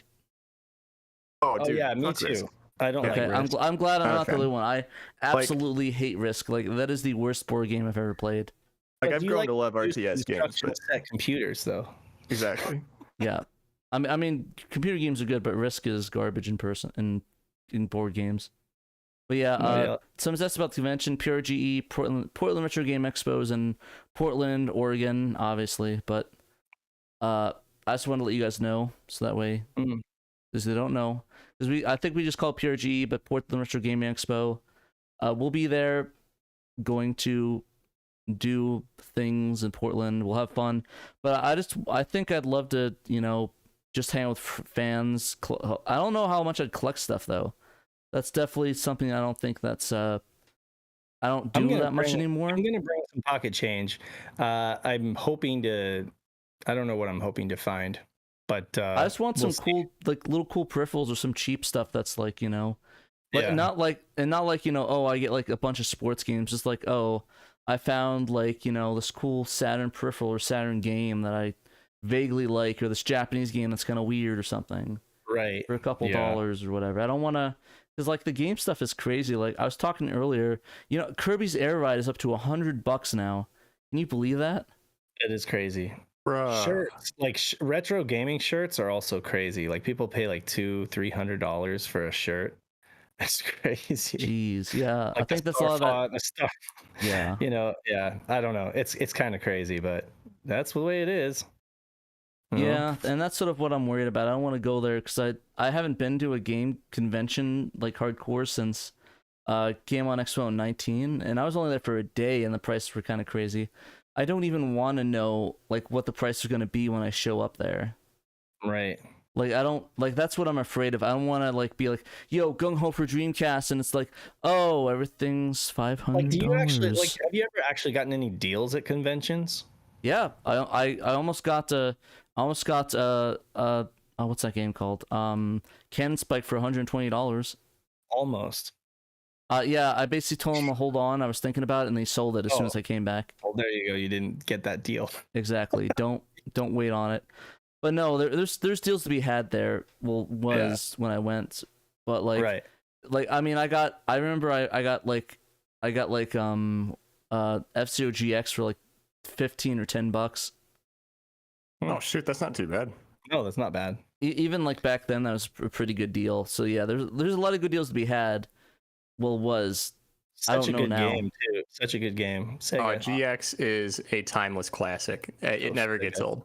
Every time I get sad that there isn't a new F-Zero game, GX, it cures me right away. Literally, all they need to do is just make it HD and put it on the Switch and perfect. Oh my god. No. They need to make it VR. That's what they need. VR. They need to make people vomit. Nice. So I can make out Captain Falcon in VR. I mean, that's right. Right, Race to Captain Falcon. We gotta wrap this show. We're like coming up on 4:00. Yeah, we should probably. We have one more news article. We'll stick that for next time. Wait, what is it? It's the. It's the emulator thing, right? We'll still leave it for next time. Give it some more articles just in case. We have a backup, but yeah, I was looking online. F-Zero GX is now $80, so glad I bought that for $15.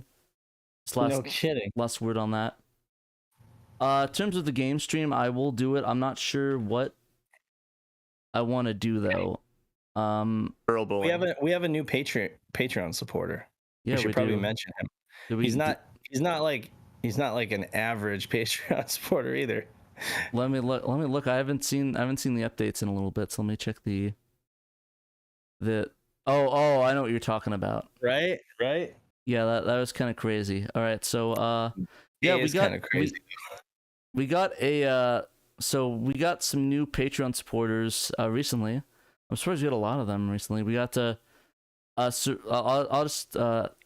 I'm just trying to think up what time we had the last show just to make sure I'm okay. I think that's it. Yeah, you can read them again. So I'll read the two new ones. Like we got two new VIP patrons and all access within the last show. So mucho gracias, much thanked.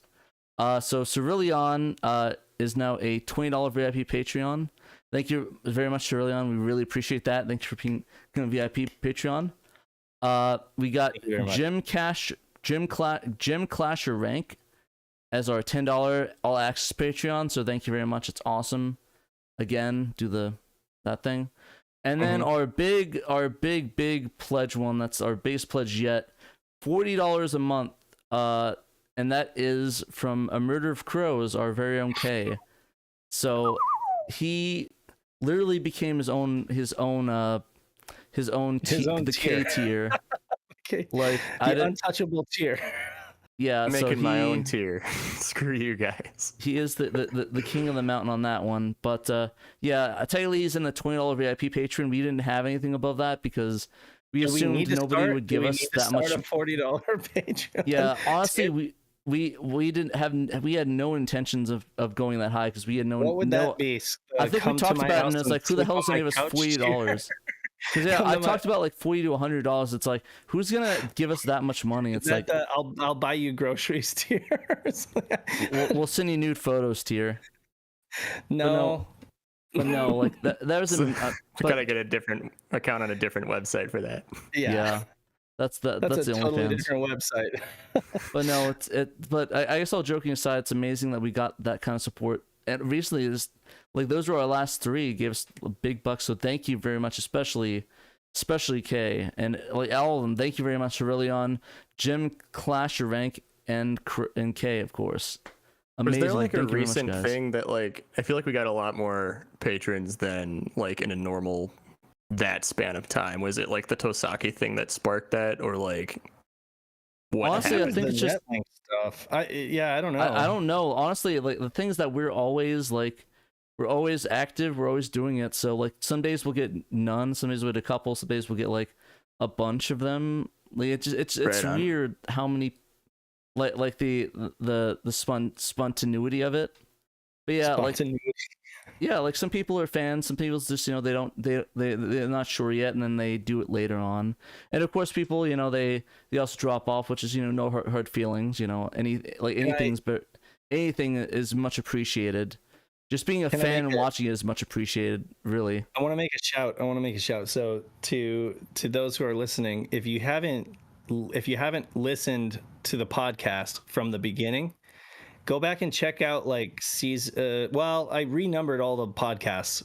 There's no more seasons anymore. It's just like straight up episodes, and then the weekly live show, so to make it more understandable. But go check out like episode 1 through 20, because Kay, A Murder of Crows, actually used to be one of the hosts on the SHIRO podcast, and he did an excellent job.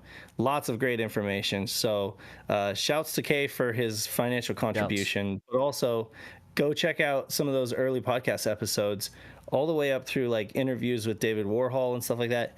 I would skip episode 1 if I were you, but that's just my input. No, listen to episode 1. I like episode 1. Okay, all right. I don't know. I think that was probably my worst performance of SHIRO. No, you were fine. What are you talking about? Man, I don't know.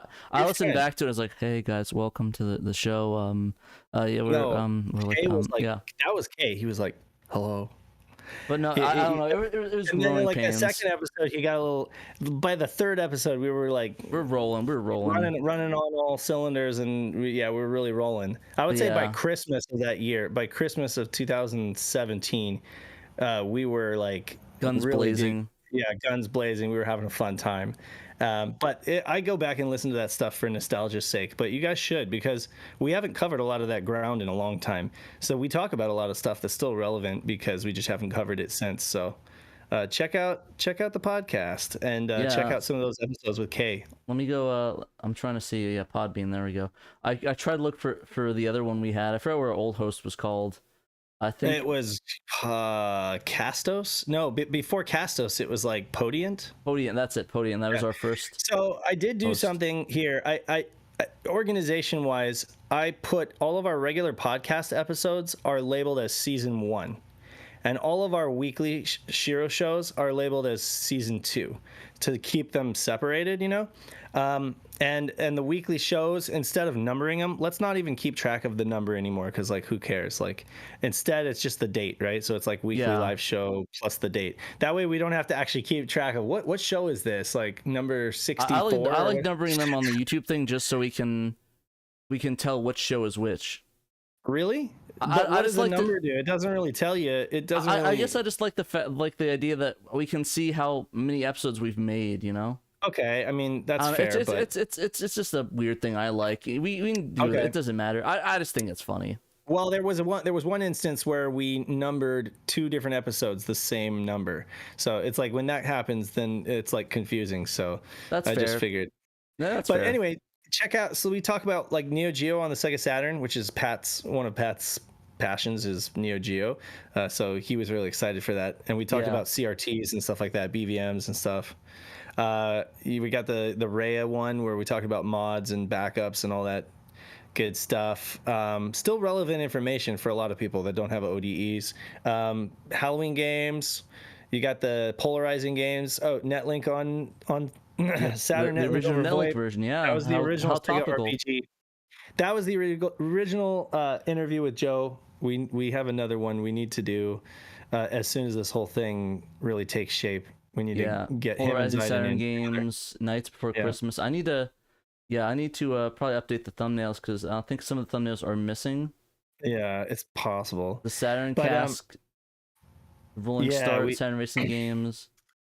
So good stuff. Definitely check it out. I do like the. I think my favorite ones might be the ones where we had the older people on SHIRO, like we had Claire and then Chaz and all the other guys. So it's kind of nice listening back to that. Yeah, I definitely hope we can get them on sometime. I kind of am stalking them. I think it'd be cool to get like some more of that perspective. But they're still around here. They're still hanging around here in bits and one way or another. Yeah. Yeah, but no, there's so many good episodes. The vertical shoot 'em ups. There's a lot of fun. Dave Saturn music picks. The Halloween returns. I think another one I really liked was the Saturn collecting with John Hancock, Steve Wright. We did that full set. Yeah, that was kind of neat. But yeah, there's Sorry, so many. Hold on. I'm responding to a message that I just got. Okay, we need to wrap this show. Yeah, we'll wrap up. But yeah, the point is, check those out. There's a lot of good articles from our old podcast, that's not our old podcast, it's our current podcast, but the old podcast episodes. So many good interviews, so many good discussions. I think my favorite one's the interview Soccer Wars translation team. That was a ton of fun. I think we had a lot of good people in that one.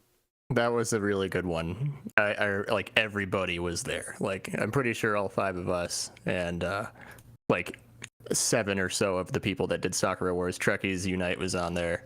Were you on it? Were you part of us at the time? I can't remember. Hell yeah, I was on that one. Oh yeah, that was 20. There was early 20. That's right.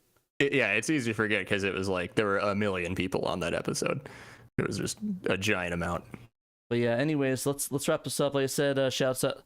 We'll shout out our patrons, and then we'll go to the gameplay stream, and we'll talk some more about some cool stuff. We'll figure something out. But yeah, of course, shout out Murder of Crows, Blue Moon 95, Cerillion, Emerald Nova, Joannis Fetz at our $20 VIP patrons. Of course, Derek, aka Team, Jim Clasher Rank, King Ghidra, Momphis, Normal Guy, Nutrageous, Robert Ramsey, Rowan Dinched, Shadow Mask, Tanuki Trev, and of course Young Money Sawee. And if you guys would like to get shouted out on the Patreon, definitely our $10 and up will get you shouted out and get early videos of both Pandemonium and SHIRO. So right now I'm working on a video that's pretty funny. I won't spoil anything for it, but I think you guys will like it. I'm about halfway done editing it. I just need to add in some funny things and figure out what the ending I want with it. So it'll be good. It's gonna be good for you guys. You'll like it. But yeah, if you can't support us regularly, financially on a regular basis, we have a threadless store. So let me go pull that up where we have some awesome shirt designs. Got the cool SHIRO Show logo one, the white pad, black shirt, the podcast shirt, and the Revolution shirt. And all these other really cool designs. Most of them by Dave. All of them by Dave besides the AM25 one of the SHIRO Show. Awesome shirts, Dave. Love them. And then if you can't, oh wow, holy crap! I can't believe someone actually added a chip jar. I did not even know. Super chat. Oh wow! I literally enabled that like on a what's that word I'm looking for? Just on a fluke, and somebody actually contributed that. So thank you very much, Cyclops Productions, for the £5. And he said, just only for the tip jar for the Saturn Sega boys. Thank you very much. Thank you. Appreciate that. Love you. Love you. Thank you. Love you so much. Shouts out to Cyclone. Love you. Love you. Love you.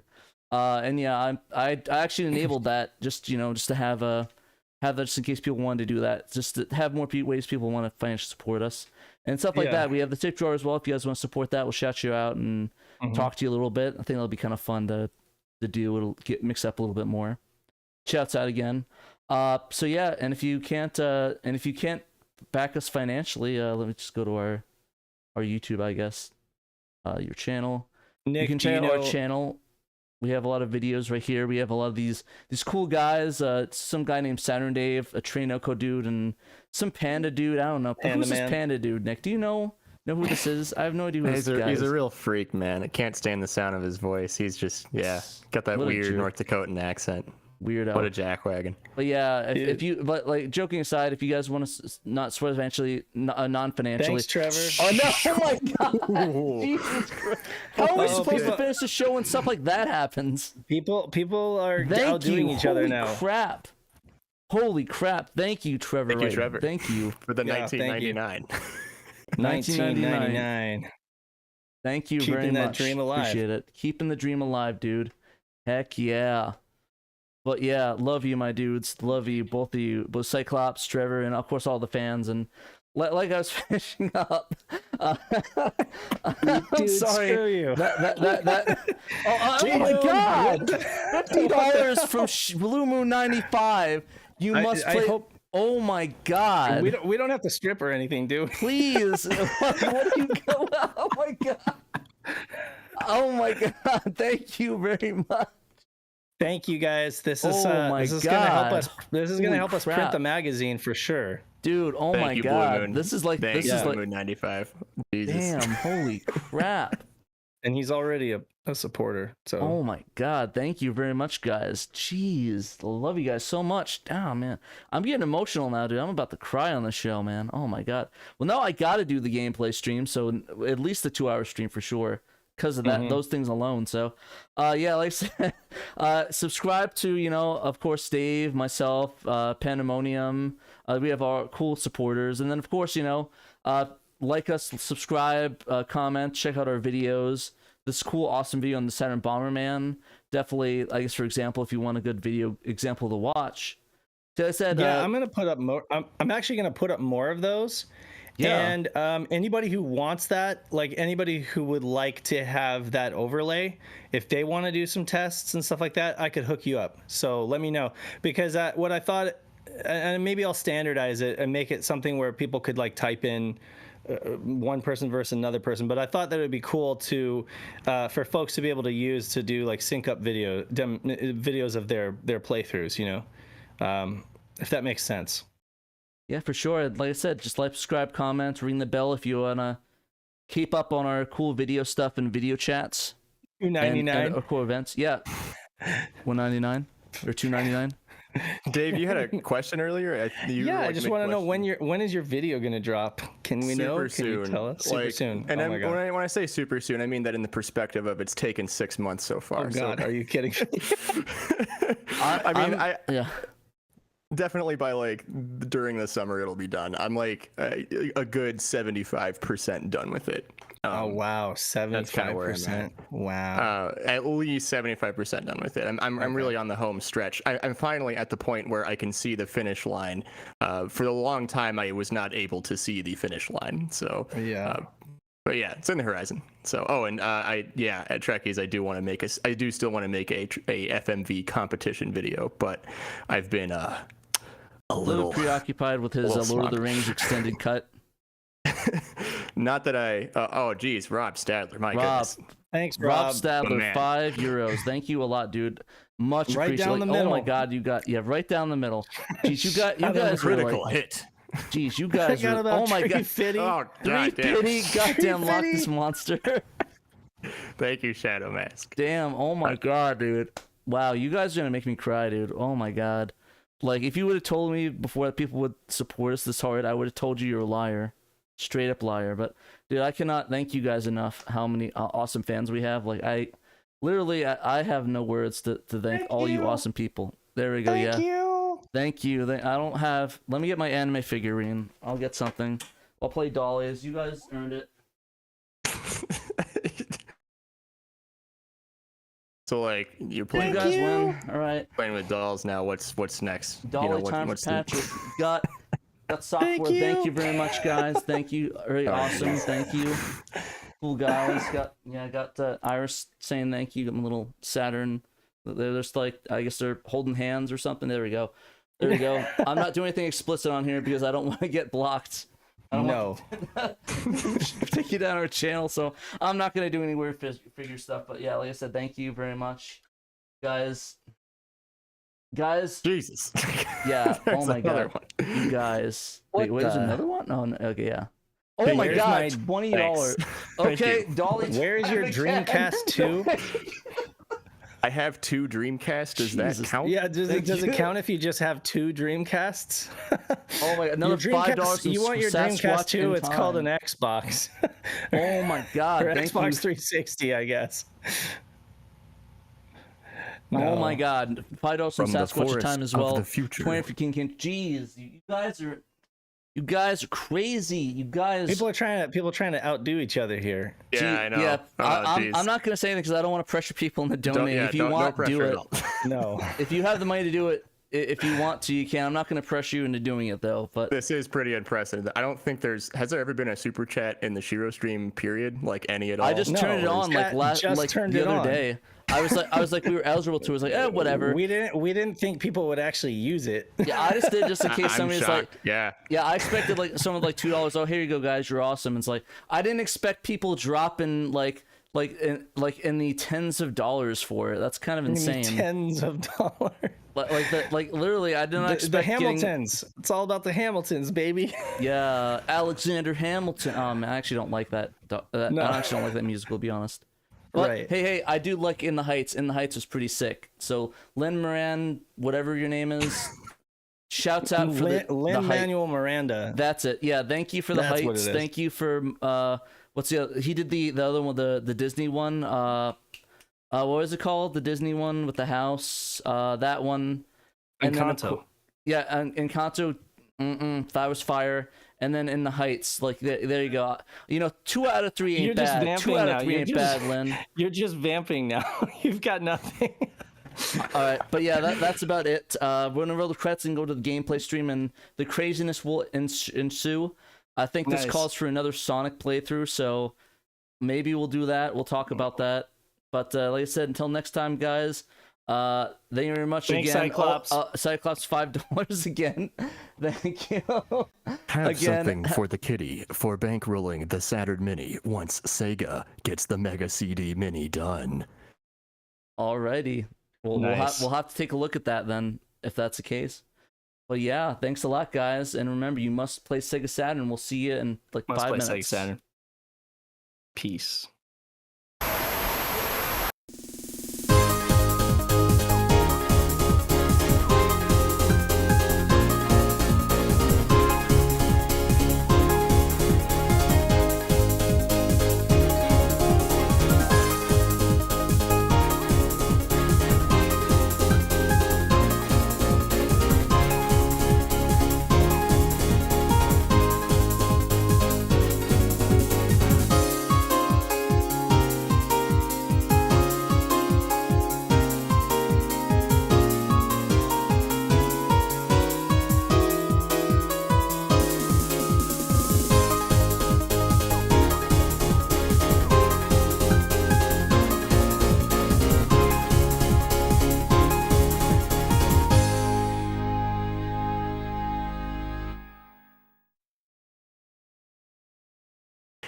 I'm not gonna lie, people have been asking, when is the printed magazine gonna come? When is the We'll be getting it, guys, don't worry.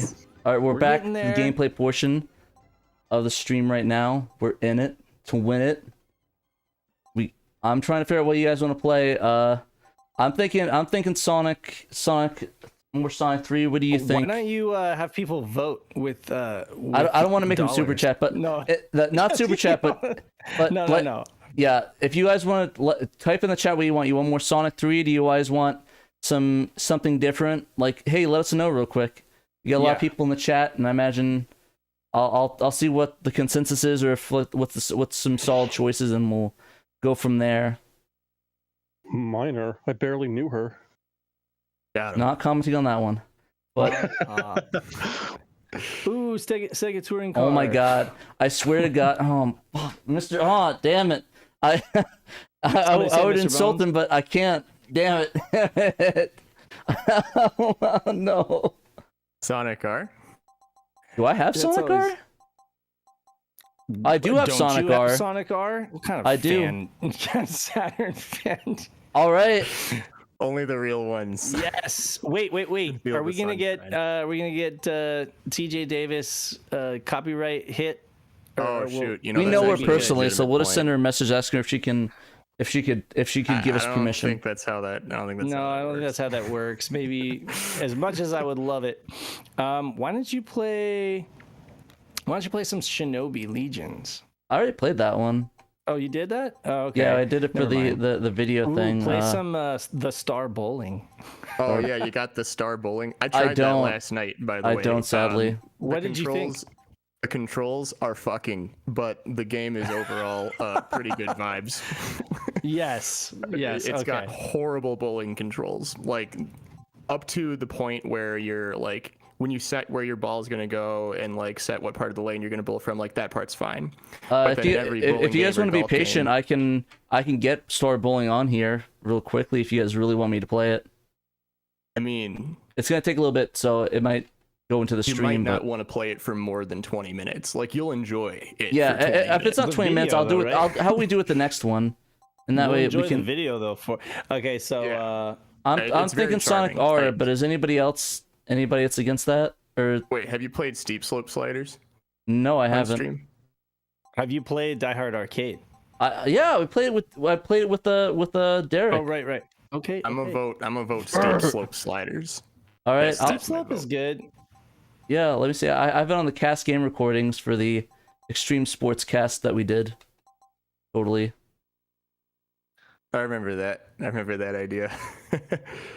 It'll happen eventually. It's in the bank. Oh yeah. Oof. I like when my screen bleeds red. I'll try. Hey, we'll try a couple of games. We don't have to just play this one for an hour straight. So we can switch it up. Yeah, there we go. Board in action, baby.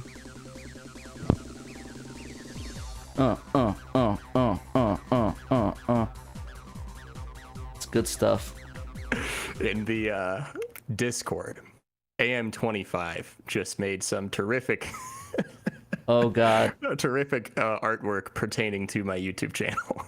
Oh god, is that what I got added on? If you're listening, I'm just looking at it now and I'm enjoying it a lot. That's fantastic. That's going. That's terrific. What? You know what? I'm gonna put it in the chat just because I think it's dumb. No, I'm not gonna put it in the chat. I'm gonna show it on stream. Santa? That's Mall Santa. Nice. That's Mall Santa. Is that Mall? Oh, that is Mall Santa. I was wondering who that was. That's terrific. Window capture. I recently started a fan art folder. Here's the art that he put up on the Discord. If you guys want to see, I don't know. This is a bit steamy. Is that supposed to be you in a hoodie?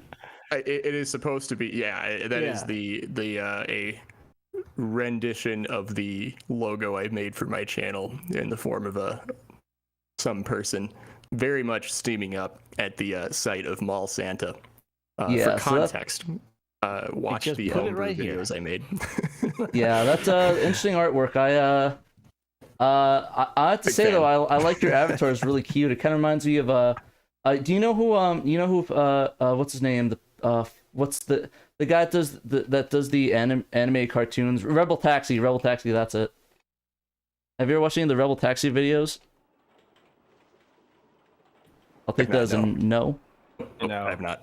It kind of reminds me of the art from that. So if anybody knows Rebel Taxi, kind of looks kind of like that a little bit. But I like the cute avatar. I like it. Honestly, we should get him to do full art of that. That should be your new avatar. I got to drop off, you guys, but thanks again to everybody who just dropped tips in our jar. We really appreciate that. Thanks, Pat. Thanks, Nick. Thanks, everybody. You guys are awesome. Take care, dude. Fun. Yep. See you guys. See ya. Now we'll be playing some Steep Slope. We'll play for a little bit and we'll switch up the games a bit. I kind of like the idea of trying new things out and like not playing like one game. Dude, people get bored a little bit, you know, and we're just I think that's a solid idea. And like Steep Slope's a good game to play for like 20-30 minutes and then, you know, in one sitting. It's, you know, when you have a Saturn and you have a lot of arcade type games, some might not necessarily be arcade ports, but you know, a game like Steep Slope Sliders can be included in a games that are in the arcade hall, the theoretical arcade hall that you have at home, you know. Yeah, I like it. This is kind of like that. This is definitely this is definitely no Tony Hawk, though, I have to say.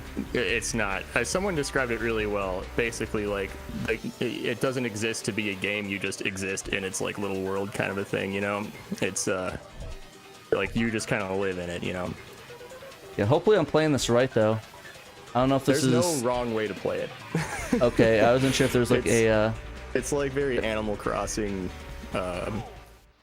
pacing, if you know what I'm saying. But with snowboarding. You can bomb down the hill at the fastest speed and set a new time. You can try to do a ton of tricks. You can try to unlock the secret snowboarders so you can snowboard as like the dog and stuff, like, you know, or play the mini game where you shoot stuff. Oh, nice. Wait, there's a mini game you shoot stuff? Yeah, there's like a cheat code that's really difficult to put in. Pimpo pointed me in the direction of this cheat code. Another $10 for Blue Moon 95. Cool Borders looks great. Thank you, Blue Moon. Oh, and thank you for the $10. Yes, cool, thank you for the $10, my dude. Yes. Hell yeah. But yeah, this is kind of cool. Do little tricks here and there. I did a backflip, so that's kind of cool. You can do grabs and backflips at the same time. It's cool. It looks like I can't bail out though. Is it like something that's hard to do, like Tony, or there's like it's like naturally wipe out? Yeah, is it hard to like wipe out in this? You can wipe out if you're like mid flip and you land. Your guy definitely wipes out. Okay, like, so I'm actually good. Okay, I just want to make sure it wasn't like your gal in this case. Okay, there we go. I just want to make sure I'm not like undoing it. I'm like doing horribly. No. But yeah, I'm excited because I think I might do Daytona after this one just because it's no. I'll do Sonic R. We said we were gonna do it, and I'll show Daytona. We'll see how badly I'm at that game because I'm pretty bad at Sega Rally, but I feel I'm fairly decent at Daytona USA. Daytona's a lot of fun. I think I'm way better at Sega Rally than I am at Daytona. But oh, nice backflip onto that thing. That actually is pretty sick.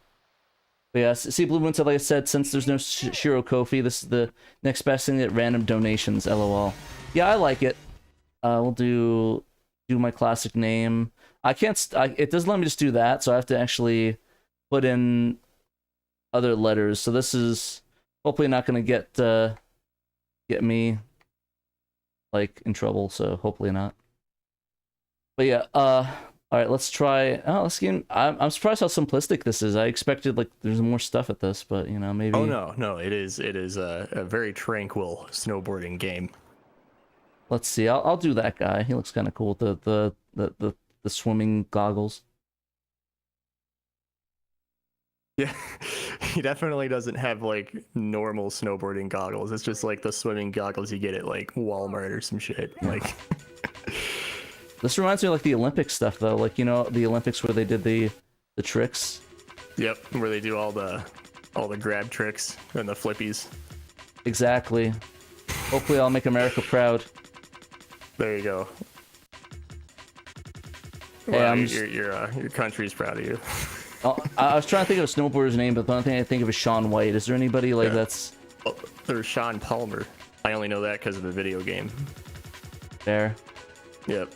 I was about to say Kelly Slater or Kelly White, but I think that was or Kelly Slater, but I think she's surfing. I'm pretty sure. Is that he? Yeah, is a surfer. Yeah. Oh. I think Kelly Slater's a dude. Let me look it up. Okay. I wasn't sure. I always thought it was a girl.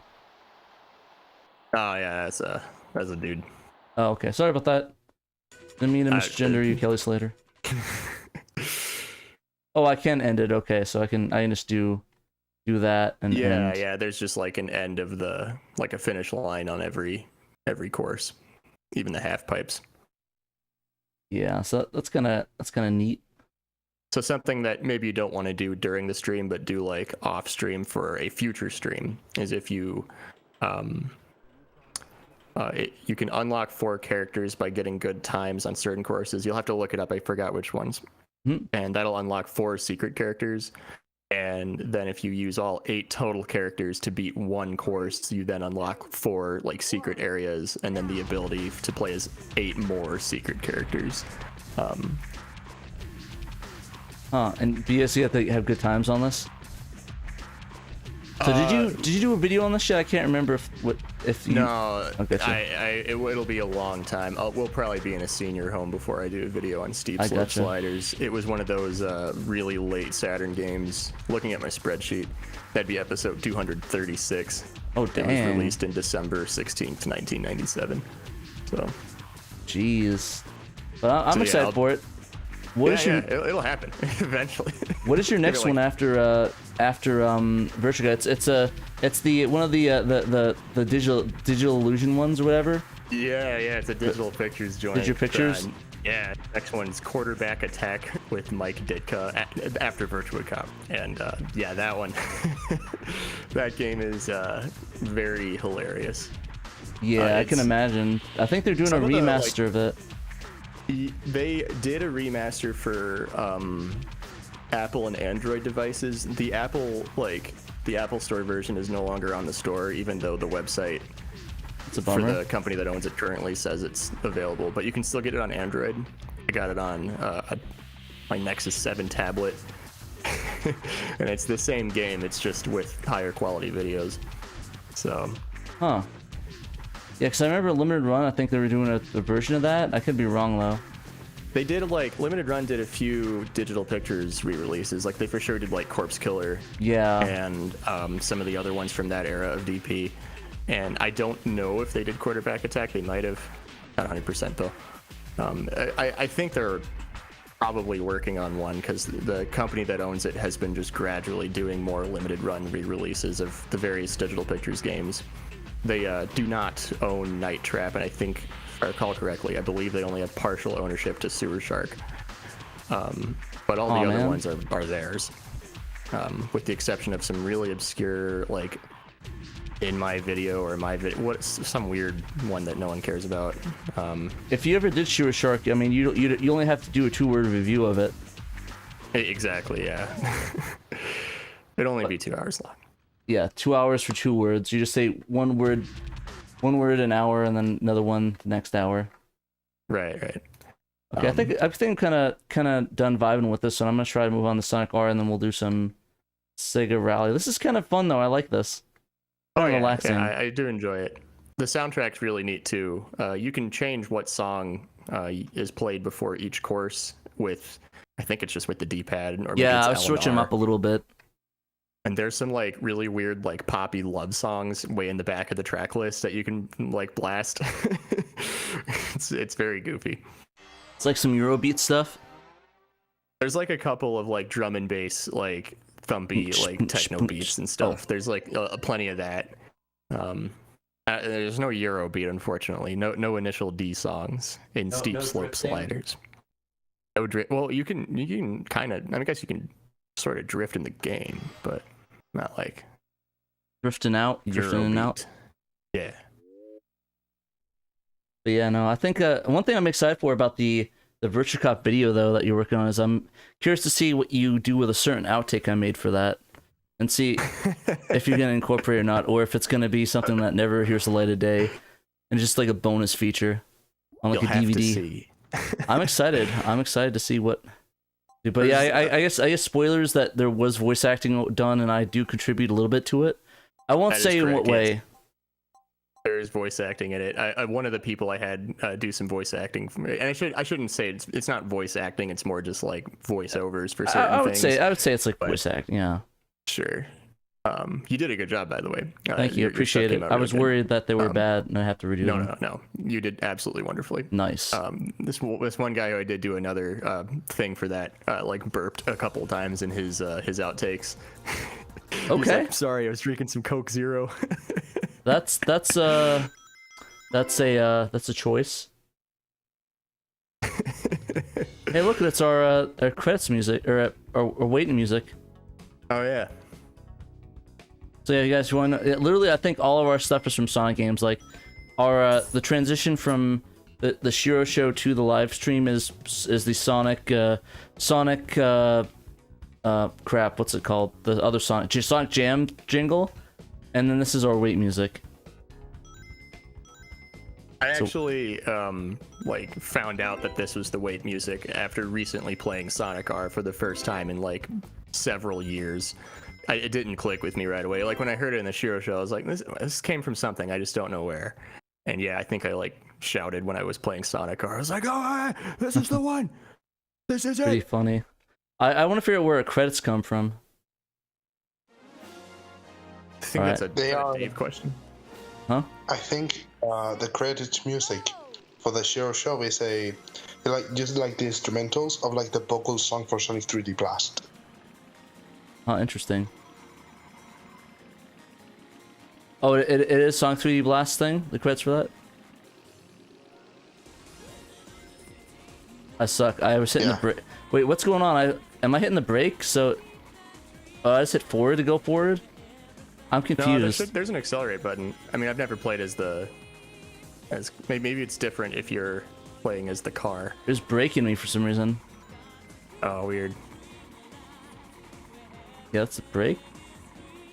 This is the trial round, guys, where I don't know what's going on. The controls in Sonic are definitely wild. Oh, by the way, Albert, really, really great artwork on the Mall Santa bit. Yeah, I loved it, and 25. That was great. Yeah, this actually is my favorite song. That's why I picked this level. I do think Living in the Sea is my favorite song on here. I do really like the. I don't know, do you know about the H.H. Gregg remixes of this song? No, I'm not aware. Do you know about the H.H. Gregg? Have you heard any of those ones? No. Basically, if there's this advertisement for this store in the South called H.H. Gregg. It's basically this guy like saying Christmas in July, H Gregg, and then they vocoded it and like put on lyrics to make it sound like it's like Panasonic Blu-ray at 190, Panasonic Blu-ray, da na na na. It's and like they vocoded it to sound like that, and I thought that was hilarious. So yeah, if you guys want to look that up, look up H Gregg Living in the City. Actually, it might be a Siva Gunner thing, so it might be Well, it might be yeeted from the internet then. Yeah, Pat's one weakness: Sonic games on stream. Absolutely. To be fair though, Sonic Artist controls are kind of ass candle, so you gotta cut me some slack on that one, please. See, I'm in third place. I'm doing good. Third place isn't bad, boys. That's like, that's passing. That's a bronze medal. Exactly. Bronze medal is better than no medal. Oh, do I need the rings to get energy to drive faster or something or whatever? I think the rings, they're for getting through doors for shortcuts. Oh, that makes sense. They're not like coins in Mario Kart or anything. Yeah, this actually I do remember this is, huh? The rings for Amy, like they serve to like get a boost, so you can like use a boost and go faster. Oh, I see. You hit the A button and it boosts you. Nice. You just got an emerald. Yeah. I did. I'm not gonna be like John. Wait, I'm going reverse. Oh no, crap. Good game. This is a very good game. Why was I going reverse? I'm still in third. No, I'm fifth now. No, you gotta turn around. Third party 1997 Saturn. They are really good. What a good game. Yeah, this is a good game. I didn't even realize I was turned around. I was like, oh, I'm going the right direction, right?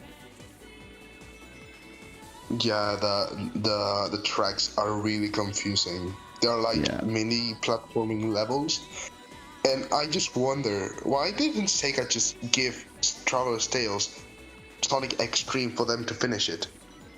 into making at least, them like license them the ability to make like a proper 3D Sonic game. They would have done like a terrific job. Clearly, it's bananas that they did not get to do that. Blu-ray. I got 2 Chaos Emeralds, baby. Sonic 3D Blast is really good. I mean, at least for me. And like in the 90s magazines, there were like 9s and 10s sometimes for Sonic 3D Blast, which nowadays is kind of weird. It's kind of weird. I got 2 Chaos Emeralds. Wait, none? I got them! Oh, do we lose them if you don't get first or something? No, you get first. Oh, you can only get it if you get first, right? Yeah. Oh, that's weird. Like, I swear I got them.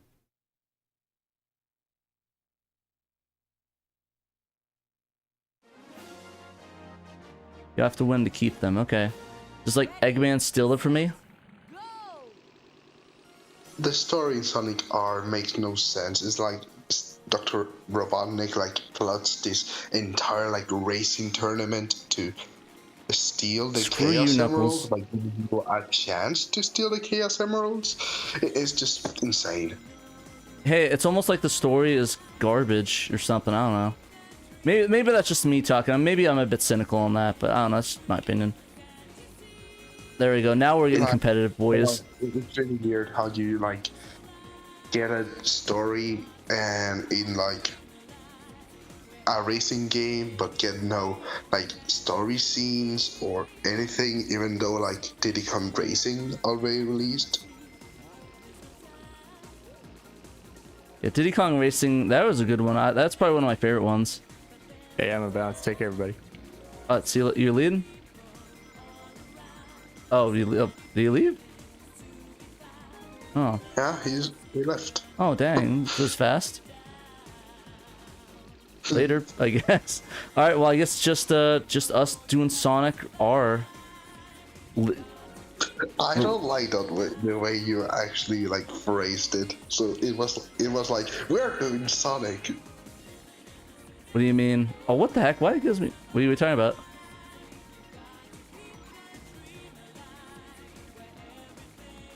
Next race, just pick Sonic or Tails or anyone else that isn't Amy. Like Amy and Amy are terrible in this game. Oh, is Amy really bad? Yeah, like her turning is terrible, her acceleration is terrible, everything is terrible. Why don't you guys say Amy was bad in the first place? I want to pick her.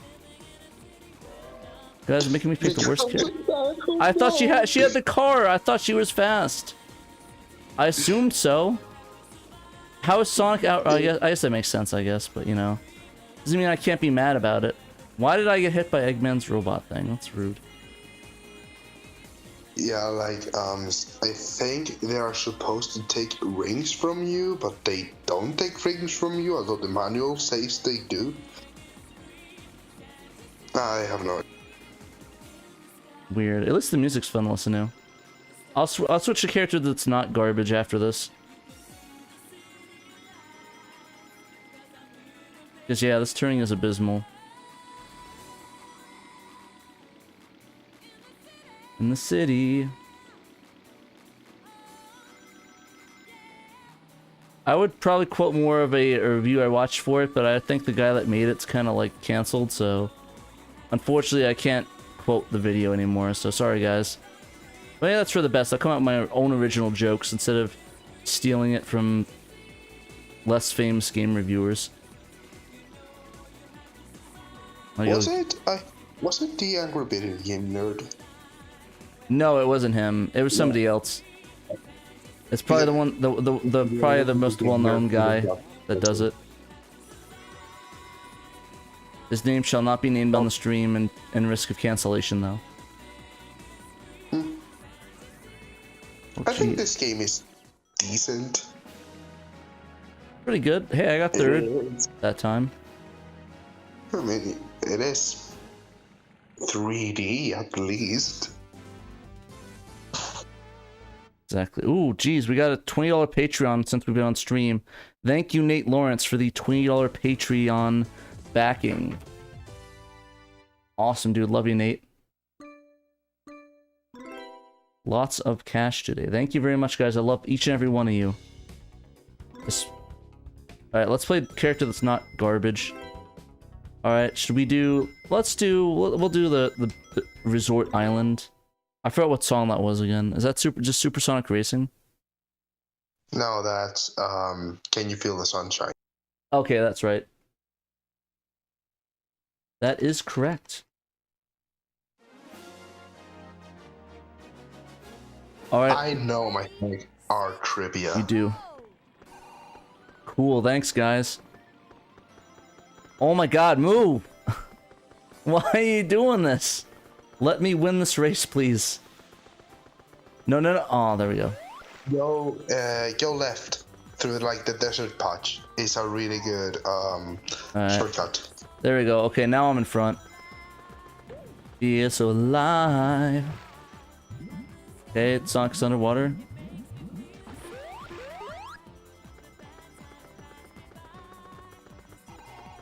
Gonna be a brand new day. Can you feel the sun? You just can't revert. You just can't not sing this when the song comes on. You feel that sometime Sega should stop making Oh, sorry, wrong song. Oh my god. Eggman's knocking me off. Or is that me that's doing that? Ow. What a jerk. Still 60. The next lap, just... Jeez, Tails. Friggin' just took LSD and just... Huh? Like, when you're like beneath the waterfall, huh? Go to the left. That cuts through the entire like. Oh, you can go through the water. You can go through the waterfall with that. No, through the waterfall. No, not through the waterfall, but there. Oh, there. Okay, I went there. Okay, there we go. Brighten up your day. Slightly off because when I tell you to go like in real time, you're like at the next turn. Yeah, let me put it on the Discord. Maybe that might be a little bit easier to show on that. The virtual cam. Discord. There we go. Dun dun dun dun dun. There we go. Hopefully you're able to see my screen now with a little bit more viewing ability. Oh, you can use show buttons to retire turns. Like, what drink are we talking, Knight? We talking like alcoholic or regular drink or what? Because I could go from Baja Blast. They just like, story time. I went to a CVS and they, oh no, I don't want to replay. I want to play the damn game.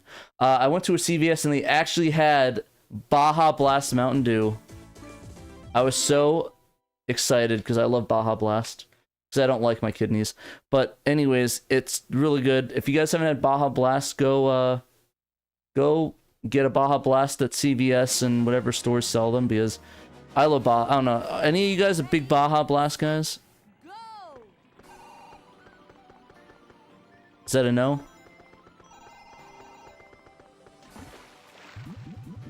I don't know. Never got them. Never got Mountain Dew. I don't think we have Mountain Dew. You don't have Mountain Dew? Where you at? Oh, that's a bummer. I don't think so. Or if we have it, I think it's not green, because I think the coloring that makes it green is banned in the European Union. Well, that's worrying. There are a lot of conservatives and like color additives that are completely banned in here, that are used everywhere in the United States, that can cause, I think they were banned because they could cause cancer.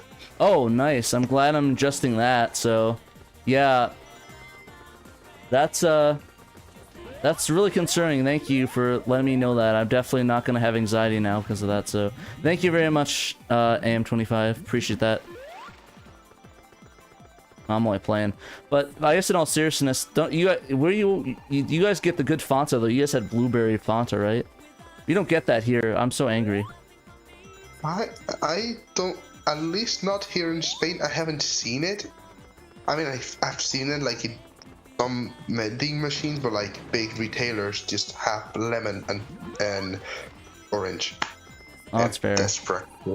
I was never a big orange Fanta guy. I want to try the blueberry one because I'm a big blueberry dude and fruity guy. So I like it.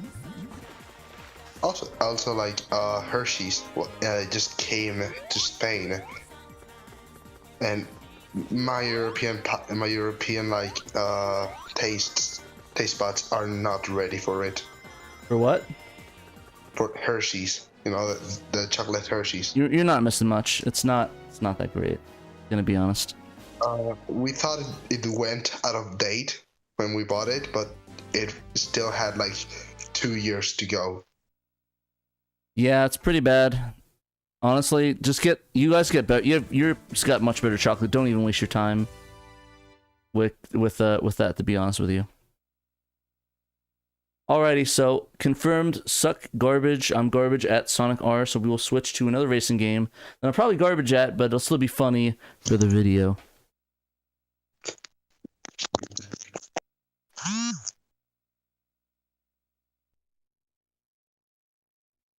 Alright, Daytona USA time. Let's see how garbage I'm at that game. Daytona USA is a weird game to get the graphs on because it kind of feels like a rally car. It doesn't really feel like a NASCAR car. Feels like a car. I mean, yeah, but drifts a lot. El Drifto. I like that. Just want to move the... Oh, there we go. I just want to get more centered on it. I need to adjust myself on this. Well, adjust my positioning. I want to... Yeah, I'm going to pretend I didn't say that. Alright, so we'll do Daytona USA OG. We'll play some Daytona.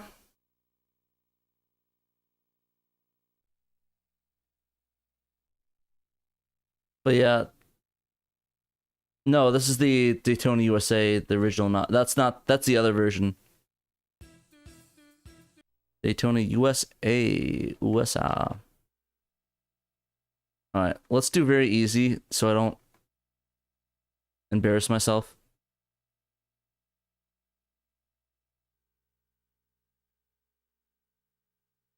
Please select a race course. Beginner. Please choose manual or automatic transmission. Gentlemen, start your engines, folks. The Spanish being test for the Saturn. When it came out, it was like when they like tried to market the Daytona USA port.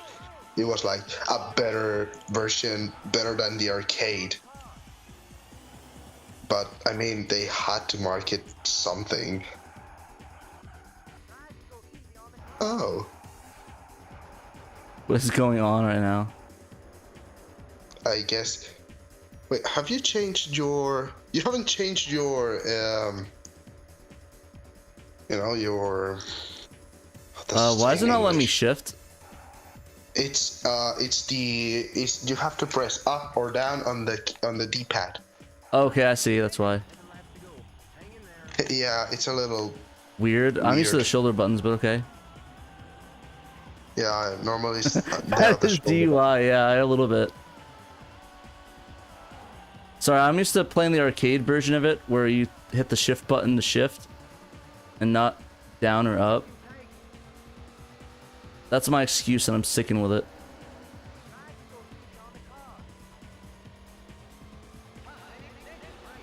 That is DUI. Daytona USA Why man playing Daytona? in the United States of America, why are there like pamphlets all over the wall that say Sao Paulo?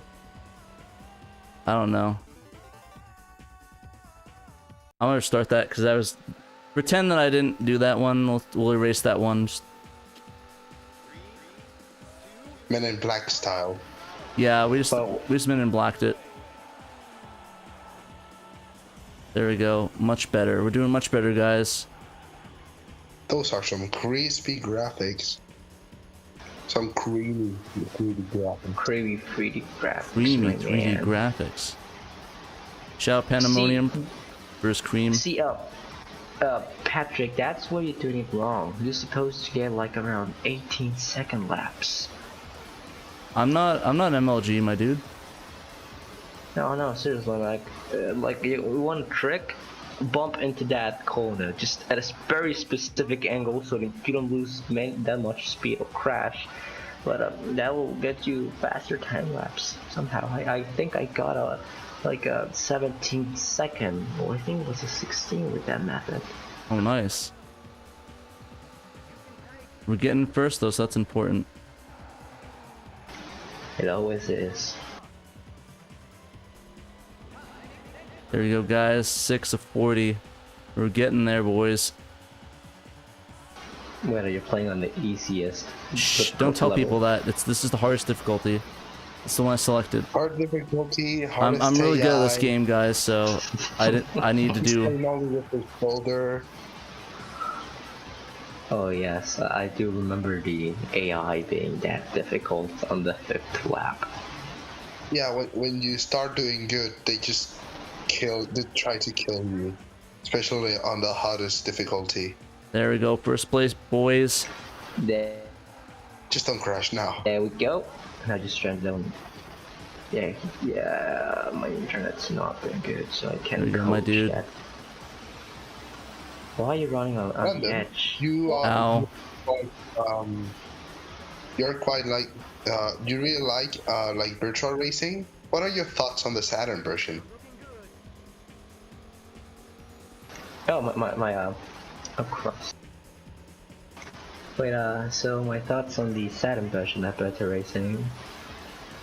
First off, I'm afraid that any response might have a slight delay because I am using a shit internet service. So, you know, it might take a few seconds of that, but wait, to confirm once again, because I think I didn't have that right. My thoughts on Virtua Racing, the Saturn version, right? Yeah, we lost him. Lost 2. There we go. Oh no. I know exactly. Like this just came back. Like a thought just came. Oh, what the heck? Oh, come on! That's so dumb. Mountain View. We don't have like Mountain View here, or we don't have like the other flavors of Fanta. How dare you skip the game over, Jingle? I will not embarrass myself. But it's fun. It's not embarrassing. It's fun. Not a spell. Blue is a letter. Automatic is so much easier. I mean, blue is actually a letter, like a letter. Get real. I mean, for a port of a like 20,000 arcade machine from the same year as the console, and from a really early game on the console, it's not that bad. Patrick, what happened? I span out. I set the brake to turn and it spazzed me out. You're burning up the tires. You're burning up the tires. Oh my god, what are you doing? Braking? This is not like Gran Turismo. You don't brake on the curve. You drift through the curves. Oh, so I just let go of the gas? Okay. I thought you brake through it. You have to shift back to first. I think that's how the cool kids did it. And then oh my god. Oh, it is? You have to drift. Don't go straight into a mountain with the. I mean, there's a trick. Like, if you hit it, if you hit it at a specific angle, it actually like doesn't slow you down that much, and it allows you like to go for the pretty easily. Mount fast. Yeah, let's do time for that trick. Okay, so like that. Faster. No. Oh hey, you got $5. Oh, thank you, Bloom 95 Rolling. Stop. Do I have to actually probably say it? Do I? Rolling. Oh, hold on. Rolling Star. Okay, there we go. Do it like that. You just gotta keep it going for like 5 hours, and then we'll be pleased. Hey, you did a nice drift, but fucked it up on the end. But good job nonetheless. Oh yeah, $1.99. From Skinny Drag, go easy on the car. No guarantees on that. Yeah, I mean, seriously, man. What do you guys think of the PlayStation like D-pad? I like it. Honestly, I see people win fighting games with it. It's good enough for me. Yeah, I mean, it is good. It is serviceable, but it feels like a Super Nintendo controller, but with thighs. Yeah, actually it does. And then they added the breath. You know what, Patrick? Just give me the controller. Give me the controller. I'm playing this time. Sure, I'll mail it to you. Yeah, thank you. Here we go again. I'll mail it. Brand new member of the SHIRO show. Random stuff. Got Shadowmass $2. You can take it. What am I going last? Can take. For some reason, I always Just like had that. automatic. Yeah, I mean, stop us from suffering, man. Just go on automatic. No, I ain't doing automatic. What do I look like? Driving manual or driving automatic? That's not good. Better. Sometimes you have to say. Why the heck did you're it spin out automatically as soon as I started the race? Because this is a high. Yeah, I don't know. This This is is a actually cost by. high rating. And I don't know, this so is when like- you touch the grass, the car could explode. That would make as much sense.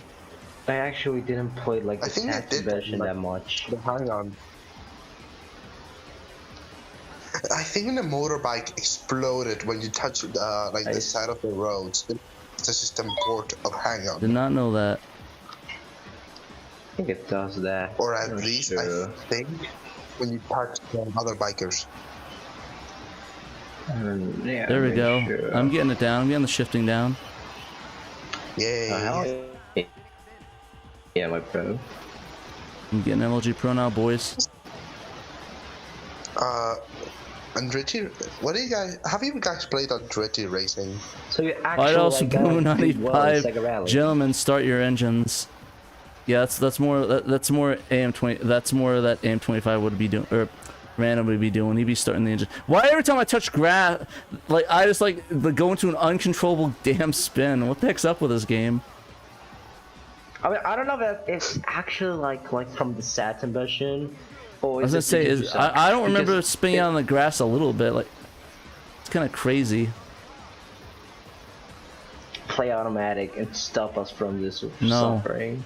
I refuse. Automatic is especially like easy when you get like to the sharper curves. Yeah, I know.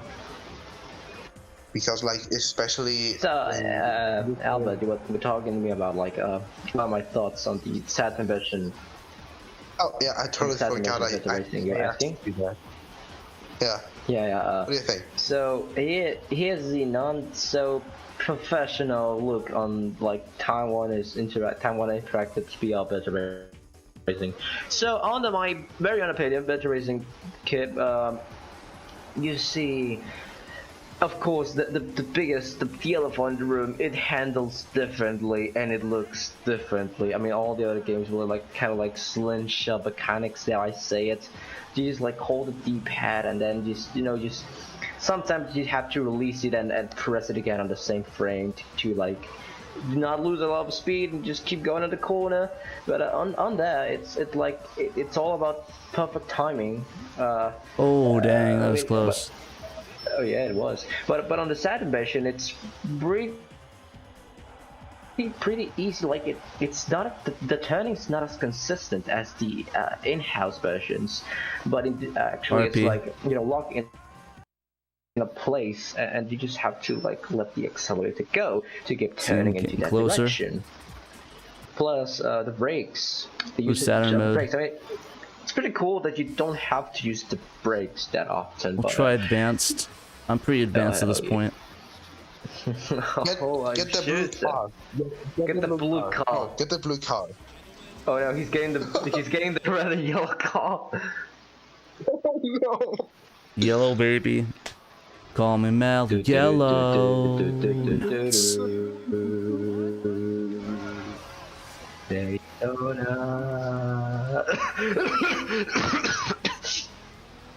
Yeah, hell yeah, here we go. That is a hog. Dude, you're right. Maybe. Hey, he's doing good. Hey, you actually overtaking someone. That's amazing. I was taking everybody on the last one. I just like got to 8th. Okay, I know that seems like a sharp turn, but don't break. Okay, now no. Yeah, he now. I didn't break it all. I just shifted down. Yeah, I mean shifting down still, like really loses the control because. Yeah, it's pretty crazy. Like for example, with my bike, I once like did a bad shift and I almost lost. The European ad for like the Saturn at launch, they did a replica of this car, I think. And no way. The driver then died, turning to Jesus. What? I think like it like he crashed. In like a replica of like a Daytona car. It looks a fit. The ad where the guy says like reality always hits. Yeah. Oh, wait, and like he's like in the little like hospital. How do you say that in English? You're not supposed to break on that. Just let I didn't break it. Go and then. I didn't break on it. Oh my god. Well, you're supposed to just let the accelerator for a split second and just press it on again and then just do your thing. That's fair. Don't you guys love how when you like just walk he raged on the so hard he road left. and treats pop up right in front of you? Wait, what pops in front of me?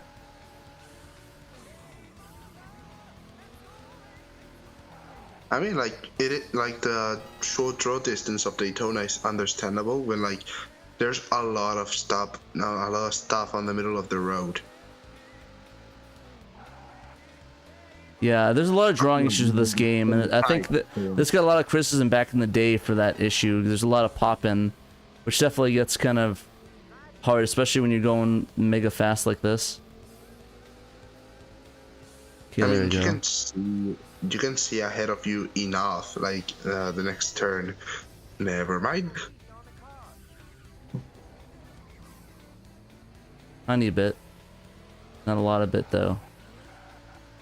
I mean, you can see enough, and like the mini map can help you out if you're ever like really lost.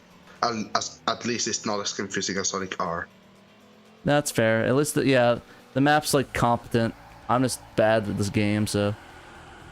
Why did I spin out from 0? Alright. Well, that's unrealistic. A little bit. Do you imagine like a brand new Daytona USA with like using like the physics from Beam NG? What are you talking about? Because there's like a car simulation game. It's called Beam NG. That like has I never like heard of that one. What? I never heard of that one. Well, it's quite new, but. Well, damn, Patrick, why the fuck did you crash? Huh? Why the heck did you crash? I don't know why I crashed. But yeah. Well, at least you get in the 4th lap. That is something. It is a car. Like it's like a car simulation game. Like it isn't a game. It's like a sandbox. But it has extremely realistic like car destruction physics. Wait, what game are you talking about? Wait, you guys saw that? You guys saw the car like path, like it shifted paths? It's so cool. That's what I like about these games. Anyways, Albert, what were you saying? No, that a new Daytona UK, a new Daytona UK, a new Daytona USA. UK. Really? Daytona UK. It's funny because you know, minor spelling mistake. Please don't kill us. God, please. use automatic? No. No. The blue car. You picked the worst part. I'm not picking. I ain't picking automatic. I will die before I drive an automatic car. Whatever, just don't disappoint us. Yeah, I will. I don't care. Well, it does matter, my friend. He's doing good. Somehow. He's doing good. Oops. I thought that I got downshift. I got mixed with the downshifting. The most of the games have it where it's the paddles. This one, it changes the camera angle, so it's like I keep messing up on that. Yeah, it's really weird. That's why I keep messing up. I'm used to it being the paddles on the side, like paddle shifters, and it's up and down. It's like, why would they do that? I think on like the circuit edition, was it? Like changing, like shifting was on like the shoulder buttons. Yeah, and that makes more sense intuitively. It's like, okay, you hit the shift button, the paddles. That's why I keep changing camera angles and crashing the walls. Well, like Heroes also suck, but you know, that's a different story altogether. I think this game like was really done with like the steering wheel in mind. Yeah, that makes sense. I think the Genesis version of Virtua Racing actually, like, when you shift into cockpit view, it somehow alters like the turning, like, you know, changes the path. But when you switch back, it changes again. Oh my god, Patrick, how? Oh my, I just can't. Oh, you're doing good. Choose the blue car the next time. No. I think this car is better for Pat. He's doing good. Yeah, it is actually. The only thing that's not very good is his lap times. He should be getting around. I mean, this is I don't play this game very often, so I mean that makes sense. I mean, they're good enough. I don't play Daytona USA so often. I still get like 18-second laps. I just don't have the game and the current computer I'm on, so I can't show you. We have seen like a lot of like reboots and remakes of like Saturn games. Like lately. When are we seeing a remake of Pebble Beach Golf Links? Probably never. Aww. Sadly. That's sad. The white flag is out. This is the final lap. I hope at least we can get a remake of Mr. Bones. I would rather cut off my head than play that game. I know you would. Well, all I want this Christmas. There you go, first place, baby. Manual transmission. There you go. Congratulations. But you crash. Oh well, yeah. At least that will make it count. You know, the first time I've ever seen the screen on the arcade version of Coast Emulator, because I'm poor. You don't have you don't have any idea how much I lost my shit. If you don't have the original arcade cabinet with the original steering wheel and the original CRT. I don't have a CRT, so. I don't. Well, I mean, I do. It's behind me, but I'm not turning around to play it. A lot of people just like use CRTs because they want to. No, obviously they do because they want to. Who would actually use a CRT because, well, I guess people that don't have. Man, forget what I said. A lot of people use CRTs with like RGB and like really high, like almost like professional.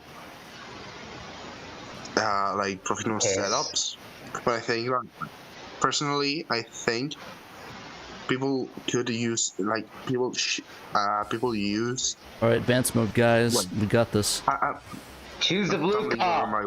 I got first place in the manual car, so keep using it. But you crashed, and you like 23 seconds. I won, didn't I? And you would turn your driver into Jesus. You don't want to turn your driver into Jesus, do you? Yeah, I do. My awful internet couldn't allow me to listen to that sentence correctly. You said he wanted to turn me into Jesus. I think that was a vague threat. Oh, you're threatening me. I buy. Honestly, the name of Mr. Bones 2, it better be Mr. Bones 2 Let's Get Bonin', or I'm just not gonna play it at all. I'm not gonna acknowledge it. That's the only time I will acknowledge Mr. Bones, if they name it that. So look forward to December 2023, Mr. Bones Let's Get Bonin'. Also, speaking of boning, I just boned myself on this wall. We need Mr. Bones in Smash. I'll Mr. Bones. No, I don't know. I don't know what's going with that joke. There's a joke there, but I lost it. It probably is somewhere when I forgot the paddle shifters don't shift. It's boning time. That's a good one. Yeah, that's a good one, Paul. I can live with it's boning time. That's a second best title I could think of. Patrick, you surely do need some Sega racer lessons. Probably. Yeah, you should do. I'm not much of a racer guy because I drive in real life. So if I want to be awesome, I'll just drive regularly. If I ever get a car, I will try my hardest to not, just.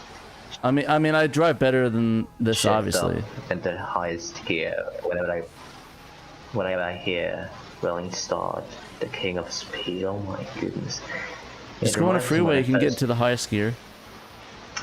Yeah, I mean you could until you run into, I think, what is it called? A toll whatever it was called. Anyways, I see you're not doing great, Pat. You see, a good advice would be to get around a half number of positions. Like somebody should be going like up to 10 on the second lap. Probably. But you forget one thing though, is that I don't care. That's the crux of your argument. There is that you would assume so that if I was gonna get good at this game, I cared to do so. I probably would, but yeah, that's the a little bit of issue, and there's me not caring about that. So it's acceptable. It always happens. Why do I keep crashing on that wall? It's probably just a brake. Probably because you don't brake. Yeah, of course you have to brake. You don't brake, I said accelerator till when. Braking is for the weak.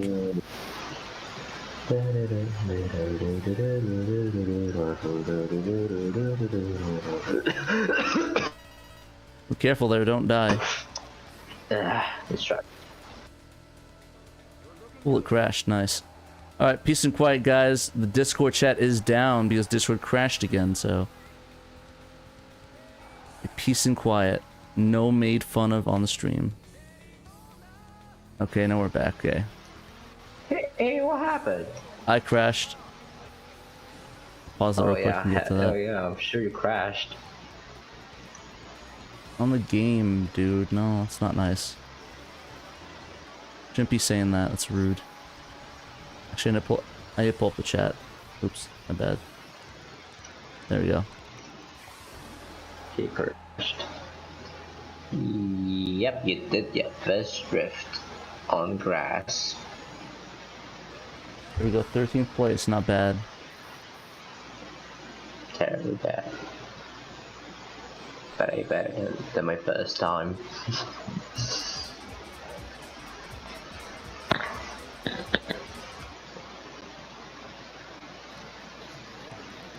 Oh, that's nice. First place. You just gotta do the A. That's normal. Or just do that. It works as well. I'll try one more on the advanced crash, the expert course. Use the blue car, please! I'm begging you this time. Use the blue car. No. Every time you say blue car, I'm just gonna go for the yellow car. Use the red car.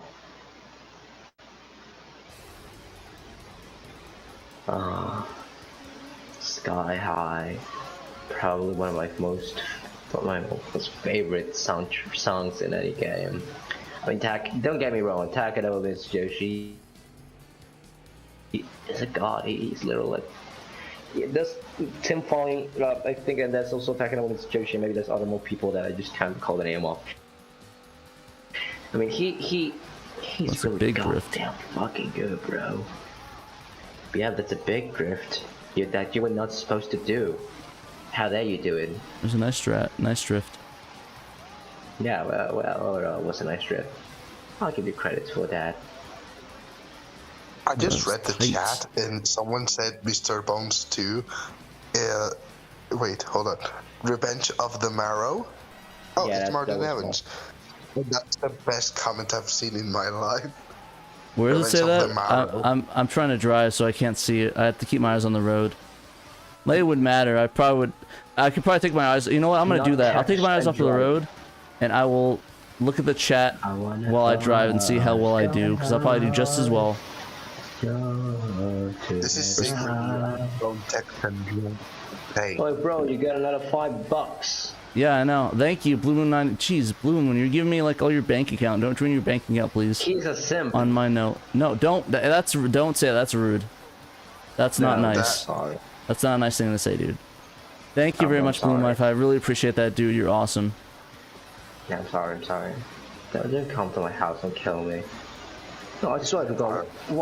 Why is my phone saying like alert detected on front yard? What is this?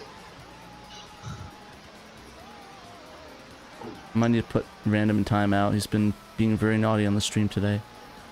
But anyways, yeah, thank you again, Blue Moon. If I want to fly, all right. I guess I have to sing that now. All right. I wanna fly sky high. Let's go together. Wanna flying high, feeling good. I think that's the lyrics to it. I think, right?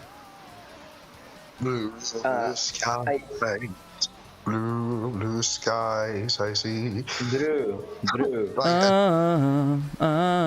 I think that's my favorite part of that song. I like it. The lyrics are great, and that was a cool drift. I mean, like for 1995, yeah, cool drift actually. I didn't have really. To. I mean, it's good.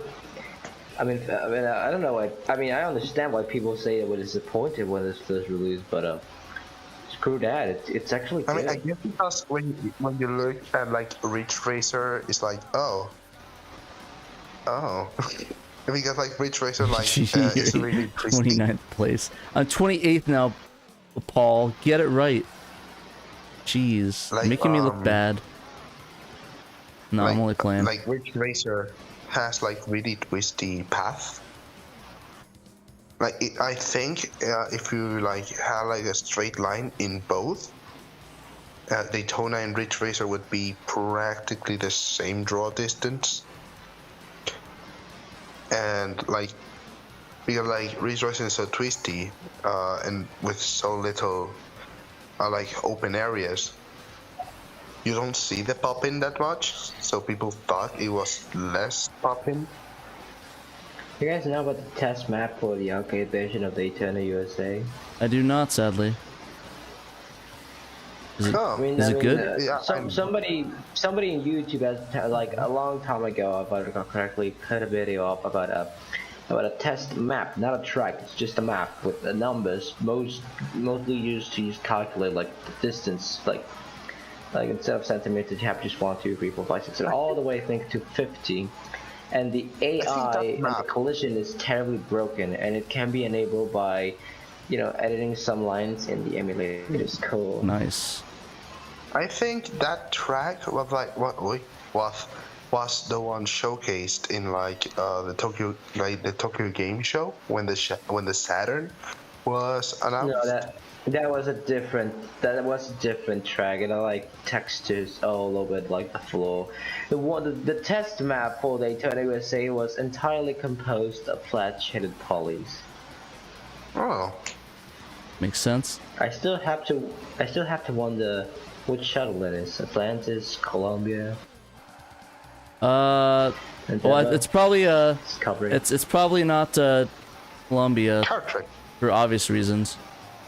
Well, no, sorry, yeah, it's definitely not Columbia or Challenger for probably obvious reasons. I mean, Columbia was still quote unquote alive during that era. I'm just talking 1995 here. Yeah, maybe. Yeah, it was before it got singed a little bit, a tiny bit of singeing on it. Before something poked a little hole on its wing. A little bit, yeah, kind of burnt up a little bit, little singe on the wing. You know, but everything turned out. I think it turned out well for that story. You know, there's nothing that nothing bad that happened on that. So, rip. In peace. I think, like, when I read the manual, I'm like quite sure, like, they told, like Sega Rally is based in Spain because like the rally championship, it was in Catalonia that year. Nice. I'll have to check that out. Yeah, Blue Moon 95, another $5. You must simp for Sega Saturn. I do simp for Sega Saturn. I am a simp. I simp all the time. I'm a Sega simp. Sega Saturn simpro. I mean, who isn't? I think even PlayStation diehards are Sega Saturn simps. We're all simps in the eyes of the Lord. I don't know if I'll get like hate for this, but I actually like the arcade version of Daytona USA soundtrack more than the Saturn's. I mean, that's fine. I agree with that.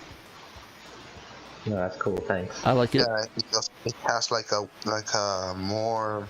Doesn't sound like garbage. It doesn't. It is actually good. It is quite good. It's just more. I'm guessing you mean like more in quality, right? Versus like the soundtrack selection. Like the arcade is like a voice synthesizer. Like there are notes that sound like voice, but like in Daytona USA Saturn, it is voices that sound like voices. I mean, Dakinabovich Joshi just sampled several vocal samples and just snapped them to keyboards, started playing along, and then just put those in the game because the board sample couldn't handle like full-on lyrics. So he did a really cool thing. Like, it's amazing just to sample different type of like vocals and then just strung them together. I mean, even the same sample can work for different pitch events, whatever the hell. And oh, nice, $4.99. Yes, thank you, Trevor. $4.99. Trevor White, thank you for the $4.99. Much love you so much. But yeah, I think this is about all the time we can spare. Like, I think we've been going for what, 3 hours almost since we started. 5, yeah, we started almost 3 hours. Oh, Tanuki Trev. Thank you, Tanuki Trev. Love you very much. Thank you.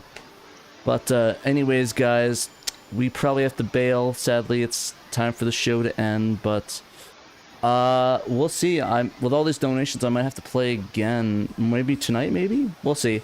I'll see what mood I'm in. But for now, thank you again, guys, for watching. And remember, actually, I'm going to thank all the donations first. I'm dumb. So I'm going to go back up the list. I'm going to thank everybody in order of their donation. So Cyclops Productions, thank you very much. Trevor, thank you. Blue Moon 95, who donated like 50 times, thank you. Rob Stradler, thank you. Shadow Mask, thank you. King Ghidra, thank you very much. Sasquatch in Time, thank you very much. Cyclone Productions again, thank you. Let's see. Blue Moon, another 10. Thank you. Cool Borders. Yeah, Blue Moon, Night of Dragon, 199. Shadow Mask, thank you. Blue Moon, thank you again. Blue Moon like 12 times. Thank you. Thank you very much, Blue Moon. Moon's in a streak today. And then Trevor White, thank you. So thank you very much, guys. And remember, as always, you must play Daytona USA and your Sega Saturn. No way, he said the thing.